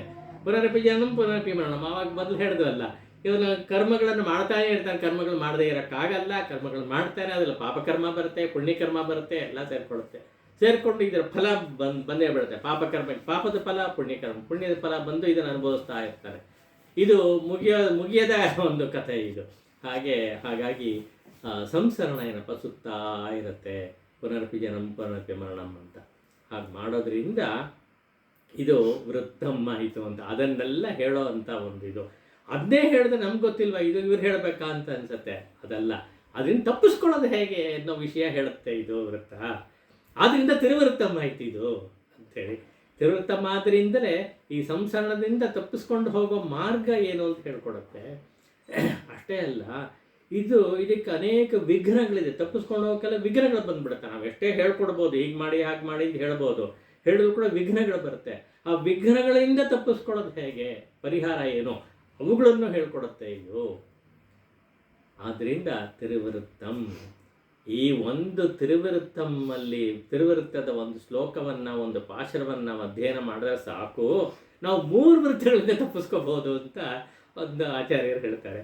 ಯಾವುದೋ ಒಂದು ಗರ್ಭವಾಸ ಅನ್ನೋದು ಒಂದು ವೃತ್ತ, ಒಂದು ಇದು ಹಳ್ಳ ಅಂತ ಇಟ್ಕೊಳ್ಳಿ. ಹಳ್ಳದಲ್ಲಿ ಬಿದ್ದುಬಿಡ್ತೀವಿ ನಾವು, ನಮ್ಮ ಹಿಂದಿನ ಕರ್ಮವಶಾತ್ ನಾವು ಬೀಳ್ತೀವಿ ಅಂತ ಇಟ್ಕೊಳ್ಳೋಣ. ಆ ವೃತ್ತದಿಂದ ತಪ್ಪಿಸ್ಕೋಬಹುದು. ಆಯಿತು, ಅಲ್ಲಿಂದ ನಾವು ಹೊರಗೆ ಬಂದುಬಿಟ್ಟು ಜನನ ಹಾಗೇ ಆಗುತ್ತೆ. ಹೊರಗೆ ಬಂದ ತಕ್ಷಣ ವಯಸ್ಸಾಗ್ತಾ ಈ ಕಾಮವಾಸನೆ ಅನ್ನೋದು ಬರಲ್ಲ, ಪೀಡಿಸುತ್ತೆ. ಅದ್ರಲ್ಲಿ ಸಿಗಾಕೊಂಡ್ಬಿಡ್ತೀವಿ, ಬೀಳ್ತೀವಿ. ಅದಂತೂ ಬಹಳ ದುಸ್ತರವಾದದ್ದು. ಅಲ್ಲಿ ಸಿಗಾಕೊಂಡ್ರೆ ಅದೊಂದು ಹಳ್ಳ, ಅದು ಘೋರವಾದ ಹಳ್ಳ. ಅಲ್ಲಿ ಸಿಗಾಕೊಂಡ್ಬಿಟ್ರೆ ಹೊರಗೆ ಬರೋಕ್ಕಾಗಲ್ಲ. ಅದೊಂಥರ ವಿಘ್ನ, ಅಡೆತಡೆಗಳವೆಲ್ಲ. ಅದರಿಂದ ತಪ್ಪಿಸ್ಕೊಂಡು ಬರೋದು ಹೇಗಪ್ಪ ಅನ್ನೋದಕ್ಕನ್ನ ಹೇಳ್ಕೊಡತ್ತೆ. 3ನೇದು ವಯಸ್ಸಾದ್ಮೇಲೆ ಜರೆ ಅಂತ ಒಂದಿದೆ, ಮುಪ್ಪು. ಅಲ್ಲಿ ಬಂದಾಗ ಚಿಂತೆ ಚಿಂತೆ ಚಿಂತೆ ಅಲಸಿ ಹಾಕೊಂಡ್ಬಿಟ್ರೆ ಹೊರಗೆ ಬರೋಕ್ಕೆ ಆಗಲ್ಲ, ಕಷ್ಟ. ಆ ಒಂದು ವೃತ್ತ ಇದೆಯಲ್ಲ, ಅದರಿಂದ ತಪ್ಪಿಸ್ಕೋಬೇಕು. ಇದೆಲ್ಲ ಹೇಳ್ಕೊಡುತ್ತೆ. ಒಂದು ವೃತ್ತದ ತಿರುವೃತ್ತದ ಪಾಶರವನ್ನು ನಾವು ಸೇವಿಸಿದರೆ ಸಾಕು, ಈ 3 ವೃತ್ತಗಳಿಂದ ಹೊರಗೆ ಬರಬಹುದು ಅಂತೇಳಿ ಆಚಾರ್ಯ ತಮಾಷೆಯಾಗಿ ಹೇಳ್ತಾರೆ. ಚೆನ್ನಾಗೂ ಹೇಳ್ತಾರೆ, ಸ್ವಾರಸ್ಯವಾಗಿರುತ್ತೆ ಅದು ಅನ್ನೋದನ್ನು ಗಮನಿಸಿ. ಇಂಥ ಒಂದು ವಿಷಯವನ್ನು ನೋಡೋದಕ್ಕೆ ಬರೀ ಏನೋ ಒಂದು ನಾಯಕನ ವಿಷಯ ಹೇಳೋ ಅಂಥದ್ದಾಗ್ಬಿಟ್ಟಿದೆಯಲ್ಲ ಅಂತ. ಆದರೆ ಇಲ್ಲಿ ಹೇಳೋ ಪಾಶರಗಳು, ಭಕ್ತಿ ಪಾಶರ ಎಷ್ಟು ಚೆನ್ನಾಗಿದೆ ಅಂತ ಹೇಳಿದ್ರೆ ಆ ವಿಷಯಗಳೆಲ್ಲ ತುಂಬ ಸ್ವಾರಸ್ಯವಾಗಿದೆ. ಅಷ್ಟು ಹೇಳೋಕ್ಕಾಗಲ್ಲ, ಕಷ್ಟ. ಅಷ್ಟೊಂದು ನಾನು ಓದಿದ್ದೀನಿ ಅಂತಲ್ಲ, ಆದರೂ ಕೂಡ ಅದು ತಮಿಳು ಭಾಷೆ ಆದ್ದರಿಂದ ತುಂಬ ಸ್ವಲ್ಪ ಕ್ಲಿಷ್ಟವಾಗಿಯೇ ಇರುತ್ತೆ. ಅದು ಒಂದೊಂದು ಪದ ಹೇಳ್ಕೊಂಡು ಇದು ಮಾಡೋದು ಅನ್ನೋದು ಕಷ್ಟ. ಅದು ಅದಕ್ಕೋಸ್ಕರವೇ ಪಾಶರಗಳು ಜಾಸ್ತಿ ಹೇಳಿದೆ. ಮುಂದಿನ ಸಲ ಬೇಕಾದ್ರೆ ಸ್ವಲ್ಪ ಪಾಶರಗಳು ಸ್ಯಾಂಪಲ್ಗೆ ಒಂದೆರಡು ಹೇಳ್ತೀನಿ, ಅದರ ಅಭಿಪ್ರಾಯವನ್ನು ಮಾತ್ರ ಇಲ್ಲಿ ಹೇಳ್ತಾ ಇದ್ದೀನಿ. ಒಂದು ಯಾವ ಥರ ಹೇಳುತ್ತೆ ಅಂತ ಹೇಳಿದ್ರೆ, ಒಂದು ನಾಯಕಿಯ ಒಂದು ಸ್ವಭಾವವನ್ನು, ಭಾವವನ್ನು ಹೇಳ್ತಾ ಹೋಗುತ್ತೆ. ಇದೆಲ್ಲ ಸುಮ್ಮನೆ ಗಮನಿಸ್ತಾರಂತೆ, ಸಖಿಯರೆಲ್ಲ ಗಮನಿಸ್ತಾರಂತೆ. ಗಮನಿಸಿ, ಅಯ್ಯೋ ಏನು ಹೀಗಾಗ್ಬಿಟ್ಟಿದ್ದಾಳಲ್ಲ ಇವಳು, ಯಾಕೆ ಅಂತ ನೋಡಿ, ಅಯ್ಯೋ ಇಷ್ಟು ಕೃಷಿವಾಗ್ಬಿಟ್ಟಿದ್ದಾಳಲ್ಲ ಇವಳು ಅಂತ ಅಂದ್ಕೊಂಡು, ಇದನ್ನು ಆ ನಾಯಕನಿಗೆ ಹೋಗಿ ರಿಪೋರ್ಟ್ ಮಾಡಬೇಕು ಅಂತ ಹೇಳ್ತಾರೆ. ಇದೆಲ್ಲ ಪಾಶಗಳಿಗೆ ಬರೋ ವಿಷಯ. ಒಂದು ಹೀಗೆ ಡೆವಲಪ್ ಆಗ್ತಾ ಹೋಗುತ್ತೆ, ಹಂತವಾಗಿ ಡೆವಲಪ್ ಆಗ್ತಾ ಹೋಗುತ್ತೆ. ಅದಕ್ಕೆ ಅವಳು ಉತ್ತರ ಕೊಡ್ತಾಳೆ, ಅಯ್ಯೋ ನೀವು ಹೀಗೆ ಗಮನಿಸ್ತಿರಲ್ಲ, ನನಗೇನು ಅವನು ಧರಿಸ್ಕೊಂಡಿರೋ ಒಂದು ತುಳಸಿ ಮಾಲೆ ಇದೆಯಲ್ಲ, ಆ ತುಳಸಿ ಮಾಲೆ ಒಂದು ಸುಗಂಧ ನನಗೆ ಬರ್ತಾ ಇತ್ತು, ಈಗ ಅದು ಕಾಣ್ತಾ ಇಲ್ವಲ್ಲ, ನನಗೆ ಆ ವಾಸನೆ ಆದರೂ ಬರಬಾರ್ದೆ, ಹಾಗಾದ್ರೂ ಬದುಕೋತಾ ಇದ್ದೆ ನಾನು, ಆ ವಾಸನೆಯೂ ಬರ್ತಾ ಇಲ್ವಲ್ಲ. ಅಂದರೆ ವಿರಹ ತಾಪ ಉಂಟಾಗಿದೆ, ಅದರಲ್ಲಿ ಹಿಂದೆ ಅನುಭವಿಸಿದೆಲ್ಲ ಮಾಯವಾಗ್ತಾ ಇದೆ. ಅದು ಒಂಥರ ಭಗವಂತ ಆಕರ್ಷಣೆ ಮಾಡೋಕ್ಕೆ ನಾನಾ ಮೆಥಡ್ಸ್ ಇದೆ ಅಂತ ಹೇಳ್ತಾರಲ್ಲ, ಹಾಗೆ ಇದು ಒಂದು. ಅದನ್ನೇ ಹೇಳ್ತಾರೆ, ಇದೆಲ್ಲ ಹೋಗಬೇಕು, ಅದಕ್ಕೋಸ್ಕರ ಅದನ್ನೇ ಜ್ಞಾಪಿಸ್ಕೋತಾ ಇದ್ದಾಳೆ. ಆ ತುಳಸಿಯ ಒಂದು ಗಂಧವನ್ನು ಜ್ಞಾಪಿಸ್ಕೋತಾಳೆ, ಪರಿಮಳವನ್ನು ಜ್ಞಾಪಿಸ್ಕೋತಾ ಇದ್ದಾಳೆ. ಜ್ಞಾಪಿಸ್ಕೊಂಡು ಅವನ ಹತ್ರವೇ ಇದ್ದಾಳೆ ಅವಳು, ಎಲ್ಲೂ ಹೋಗಿಲ್ಲ. ಹೇಳೋವಾಗ ವಿರಹ ಅಂತ ಅಷ್ಟೇ, ಅಂದರೆ ಅವನ ರೂಪ ಕಾಣ್ತಾ ಇಲ್ಲ ಅಂತ ಹೇಳೋ ಅಂಥದ್ದು. ಹಾಗೇನೆ ರಾತ್ರಿ ಆಗಿಬಿಟ್ರೆ ದೀರ್ಘ ರಾತ್ರಿ ಅಂತೆ. ರಾತ್ರಿ ಎಲ್ಲ ಇವಳಿಗೆ ತಡೆಯೋಕ್ಕಾಗಲ್ಲ. ಅಯ್ಯೋ ಎಷ್ಟೊತ್ತಾದರೂ ಇದು ಹೀಗೆ ಉದ್ದವಾಗಿ ಹೋಗ್ತಾ ಇದೆಯಲ್ಲ ಅಂಥೇಳಿ. ಅದು ಸಾಮಾನ್ಯವಾಗಿ ಅರ್ಥ ಮಾಡ್ಕೊಳ್ಳೋ ಅಂಥದ್ದು. ಯಾವುದೋ ಒಂದು ವ್ಯಸನದಲ್ಲಿ ಇದ್ದಾಗ ರಾತ್ರಿ ಕಳೆಯೋದೇ ತುಂಬ ಕಷ್ಟ ಆಗಿಬಿಡುತ್ತೆ. ಅದು ಅಷ್ಟೇ ಹೊತ್ತು, ರಾತ್ರಿ ಹೊತ್ತು ಅನ್ನೋದು ಈ ಟವರ್ಸ್ ಅಂತ ಫಿಕ್ಸ್ಡ್ ಅದು. ಆದರೆ ಇವರಿಗೆ ಎಷ್ಟು ಇದಾಗಿ ದೀರ್ಘವಾಗಿ ಕಾಣುತ್ತೆ ಅಂತ ಹೇಳಿದ್ರೆ, ಎಷ್ಟೋ ಯುಗಗಳು ಕಳೆದಂಗೆ ಆಗತ್ತಂತೆ. ಯುಗ ಅಲ್ಲ, ಕಲ್ಪಗಳು ಅಂತ ಹೇಳ್ತಾರೆ ಇದರಲ್ಲಿ, ತಿರುವೃತ್ತದಲ್ಲಿ ಹೇಳುವಂಥ ಒಂದು ಮಾತು. ಎಷ್ಟೋ ಕಲ್ಪಗಳ ಆದಂತೆ ಇದೆಯಲ್ಲ ಅಂಥೇಳಿ ದುಃಖ ಪಡ್ತಾಳೆ ಅಂತ. ಸಾಮಾನ್ಯವಾಗಿ ಏನಾಗುತ್ತೆ ಅಂತ ಹೇಳಿದ್ರೆ, ಆ ಪ್ರಿಯತಮನ ಜೊತೆಯಲ್ಲಿದ್ದಾಗ, ನಾಯಕಿಗೆ ಜೊತೆಯಲ್ಲಿದ್ದಾಗ ಎಷ್ಟೋ ಕಾಲ ಇದ್ದಿರ್ತಾಳೆ, ಬಹಳ ಕಾಲ. ಅದೆಲ್ಲ ಒಂದು ನಿಮಿಷ ಹೋದಂಗೆ ಹೋಗ್ಬಿಡುತ್ತೆ ಅಂತೆ. ದೀರ್ಘಕಾಲ ಒಂದು ಸಣ್ಣ ಕಾಲದಂತೆ, ಅಲ್ಪ ಕಾಲದಂತೆ ಕಳೆದೋಗುತ್ತೆ ಅವನ ಜೊತೆಯಲ್ಲಿದ್ದಾಗ, ಇಬ್ಬರು ಜೊತೆಯಾಗಿದ್ದಾಗ. ಆದರೆ ಆ ವಿರಹ ಅಂತ ಉಂಟಾಗ್ಬಿಟ್ರೆ, ಅವನಿಗಿಲ್ಲದೆ ಇದ್ದಾಗ ಆವಾಗ ಏನಾಗುತ್ತೆ, ಅಲ್ಪಕಾಲವೂ ಕೂಡ ದೀರ್ಘವಾಗಿ ಕಾಣುತ್ತೆ ಅಂತ. ಇದರಲ್ಲಿ ಕೃಷ್ಣನ ವಿಷಯದಲ್ಲೂ ಕೂಡ, ಕೃಷ್ಣ ಗೋಪಿಕೆಯ ವಿಷಯದಲ್ಲಿ ಹೇಳುವಾಗಲೂ ಈ ಮಾತುಗಳೆಲ್ಲ ಬರುತ್ತೆ. ಎಲ್ಲ ಕಾವ್ಯಗಳಲ್ಲಿ ಬರೋ ಅಂಥ ಮಾತಿದು. ಅದನ್ನೇ ಇಲ್ಲೂ ಕೂಡ ಹೇಳ್ತಾರೆ. ಹೀಗೆ ಹೇಗಾಗೆಲ್ಲ ಕಳೀತಾಳೆ ಅಂಥೇಳಿ ಇದನ್ನು ಇನ್ನು ಸ್ವಲ್ಪ ಮುಂದುವರಿಸೋಣ ಮುಂದಿನ ವಾರ. ಈ ತುಂಬ ಸ್ವಾರಸ್ಯವಾಗಿರುತ್ತೆ ಒಂದು ಪಾಶರಗಳೆಲ್ಲ. ಸ್ಯಾಂಪಲ್ಗಾಗಿ ಒಂದೆರಡು ತೊಗೊಂಡು ಇದು ಮಾಡೋಣ. ಹಾಗೆ ಇದರಲ್ಲಿ ಬರೋ ಹಾಗೆ ತಿರುವಾಶಿರಿ ಎಂಬಂತಿದೆಯಲ್ಲ, ಈ 4 ಪ್ರಬಂಧಗಳನ್ನು ಕೂಡ ಒಂದೊಂದು ವೇದದ ಸಾರ ಅಂತ ಹೇಳೋ ಅಂಥ ಒಂದು ಮಾತಿದೆ. ಉದಾಹರಣೆಗೆ ತಿರುವೃತ್ತಮನ್ನು ಋಗ್ವೇದದ ಸಾರ ಅಂತ ಹೇಳ್ತಾರೆ, ತಿರುವಾಶಿರಿಯಮ್ಮನ್ನು ಯಜುರ್ವೇದ ಸಾರ ಅಂತಲೂ, ತಿರುವಾಯುಮೊഴി ಇದೆಯಲ್ಲ ಅದನ್ನು ಸಾಮವೇದದ ಸಾರ ಅಂತಲೂ, ಪೆರಿಯ ತಿರುವಂದಾದಿ ಅಂತ 87 ಪಾಶರ ಇದೆಯಲ್ಲ ಅದನ್ನು ಅಥರ್ವ ವೇದದ ಸಾರ ಅಂತ ಹೇಳ್ತಾರೆ. ಅಂದರೆ ಸುಮ್ಮನೆ ಇದು ಒಂದಕ್ಕೊಂದು ಲಿಂಕ್ ಮಾಡಿ ವೇದ ಸಾರ ಅಂತ ಹೇಳೋದು ಅಂತಲ್ಲ, ಅದು ಸಾಮಾನ್ಯವಾಗಿ ಆ ನಡೆ ಕಾಣುತ್ತೆ. ಈ ಉದಾಹರಣೆಗೆ ಋಗ್ವೇದದಲ್ಲಿ ಏನು ಬರುತ್ತೆ ಅಂದರೆ, ದೇವತೆಗಳನ್ನು ಸ್ತೋತ್ರ ಮಾಡೋ ಅಂಥ ಒಂದಿದು, ಆಮೇಲೆ ದೇವತೆಗಳಿಂದ ಏನು ಪಡ್ಕೋಬೇಕು ಅನ್ನೋದು ಕೇಳ್ಕೊಳ್ಳೋದು, ಅದೆಲ್ಲ ಬರುತ್ತೆ. ಸಾಮಾನ್ಯವಾಗಿ ದೇವತೆಗಳ ಸ್ತೋತ್ರವನ್ನು ಹೇಳೋ ಅಂಥದ್ದು ಇಂದ್ರ, ಅಗ್ನಿ, ವಾಯು, ವರುಣ ಮುಂತಾದ ಇದೆಲ್ಲ ಹೇಳೋ ಅಂಥದ್ದು ಆಗುತ್ತೆ, ಋಗ್ವೇದ ಆಗುತ್ತೆ. ಇಲ್ಲೂ ಕೂಡ ತಿರುವೃತ್ತದಲ್ಲಿ ಹಾಗೇ ಇದೆ. ಆದರೆ ವ್ಯತ್ಯಾಸ ಏನಪ್ಪ ಅಂತ ಹೇಳಿದ್ರೆ ಸಣ್ಣ ಸಣ್ಣ ದೇವತೆಗಳ ವಿಷಯ ಬರೋದೇ ಇಲ್ಲ. ಪರಾದೇವತೆ, ಈ ದೇವತೆಗಳಿಗೆಲ್ಲ ದೇವತೆ ಯಾರು? ಪರಾದೇವತೆ. ಅವನನ್ನೇ ಉದ್ದೇಶಿಸಿ ಹೇಳೋದು, ಅವನಲ್ಲೇ ಪ್ರಾರ್ಥನೆ ಮಾಡ್ಕೊಳ್ಳೋದು. ಇವರ ಪ್ರಾರ್ಥನೆ ಎಲ್ಲ ಒಂದೇ ಒಂದಾಗಿರುತ್ತೆ. ಹೇಳುವಾಗ ಮಾತ್ರ ವಿಧ ವಿಧವಾಗಿ ಕೇಳೋ ಹಾಗಿರುತ್ತೆ, ಎಲ್ಲ ಪ್ರಾರ್ಥನೆಯಾಗೇ ಆಗಿರುತ್ತೆ. ಋಗ್ವೇದ ಒಂದು ಸಾರವಾಗಿ ಇದೆ ಅಂಥೇಳಿ ಆ ಅರ್ಥದಲ್ಲಿ ಹೇಳ್ತಾರೆ. ಹಾಗೇನೆ ಇದು ಯಜುರ್ವೇದವು ಕೂಡ ಹಾಗೆ ಇರುತ್ತೆ. ಯಜುರ್ವೇದದಲ್ಲಿ ಪದ್ಯ ರೂಪ ಇಲ್ಲ, ಗದ್ಯ ರೂಪವಾಗಿರುತ್ತೆ, ವಿಸ್ತಾರವಾಗಿರುತ್ತೆ. ಅದಕ್ಕೇನು ವ್ಯವಸ್ಥೆ ಅನ್ನೋದು ಇಲ್ಲ, ಹೀಗೆ ಇರಬೇಕು ಅಂಥೇಳಿ ಛಂದಸ್ಸು ಇತ್ಯಾದಿಗಳೆಲ್ಲ ಇರಲ್ಲ. ಗದ್ಯ ರೂಪದಲ್ಲಿ ಅನೇಕ, ಕೆಲವು ಸಲ ಒಂದು ಪ್ರಿಂಟ್ ಮಾಡಿದಾಗ ಒಂದು ಪ್ಯಾರಾಗ್ರಾಫ್ ಹೋಗುತ್ತೆ, ಒಂದೇ ಸೆಂಟೆನ್ಸ್ ಅನ್ನೋದು, ಅಷ್ಟು ವಿಸ್ತಾರವಾಗಿ ಹೋಗುತ್ತೆ. ಆ ತರಹ ಇಲ್ಲಿ ತಿರುವಾಶರಿಯಂ ಅಂತಿದೆಯಲ್ಲ, ಮಾಡಿರೋದು 7 ಪಾಶುರಗಳು, ಅದು ಕೂಡ ಗದ್ಯ ರೂಪ ತರಹವೇ ಇರುತ್ತೆ. ಬಾಕಿಯೆಲ್ಲ ಶ್ಲೋಕ ರೂಪದಲ್ಲಿ ಇರುತ್ತೆ. ಅದಕ್ಕೆಲ್ಲ ತುಂಬ ನೇಮ ಉಂಟು, ಅದಕ್ಕೆಲ್ಲ ಪಣ್ ಅಂತ ಹೇಳ್ತಾರೆ. ಅದಕ್ಕೆ ಆಶ್ಚರ್ಯಪ್ಪ, ವೆಣ್ಪ ಇದೆಲ್ಲ ಇದೆ. ಇದು ಆಶ್ಚರ್ಯಂ ಅಂತ ಆಶ್ಚರ್ಯಪ್ಪನಲ್ಲಿದೆ. ಇದು ಒಂಥರ ಯಜುರ್ವೇದ ನಡೆ ಕಾಣುತ್ತೆ ಅಂಥೇಳಿ ಹೇಳ್ತಾರೆ ಈ ಅರ್ಥದಲ್ಲಿ. ಇನ್ನು ಮುಂದೆ ಇದನ್ನು ವಿವರಿಸುವಾಗ ಅದನ್ನು ತಗೊಳ್ಳೋಣ. ಈಗ ಸಮಯ ಆಗಿದ್ದರಿಂದ ಇಲ್ಲೊಂದು ಘಟ್ಟಕ್ಕೆ ನಾವು ನಿಲ್ಲಿಸ್ಕೊಳ್ಳೋಣ.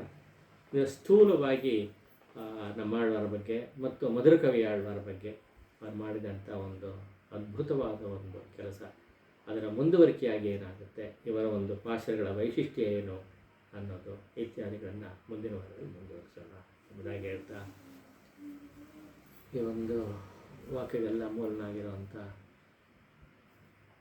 ಆದಿಗುರುವಾದಂಥ ನಮ್ಮಾಳ್ವಾರಕ್ಕೂ ಅವ್ರಿಗೂ ಮುಂದಾದಂಥ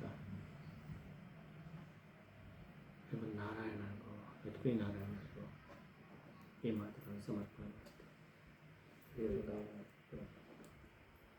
ಕಾಯೇ ವಾಚಾ ಮನಸಾ ಇಂದ್ರಿಯೇಣ ಬುದ್ಧಿಯಾ ಆತ್ಮನಾ ವಾ ಪ್ರಕೃತೇ ಸ್ವಭಾವಾತ್ ಕರೋಮಿ ಯದ್ಯತ್ ಸಕಲಂ ಪರಸ್ಮೈ ನಾರಾಯಣಾಯ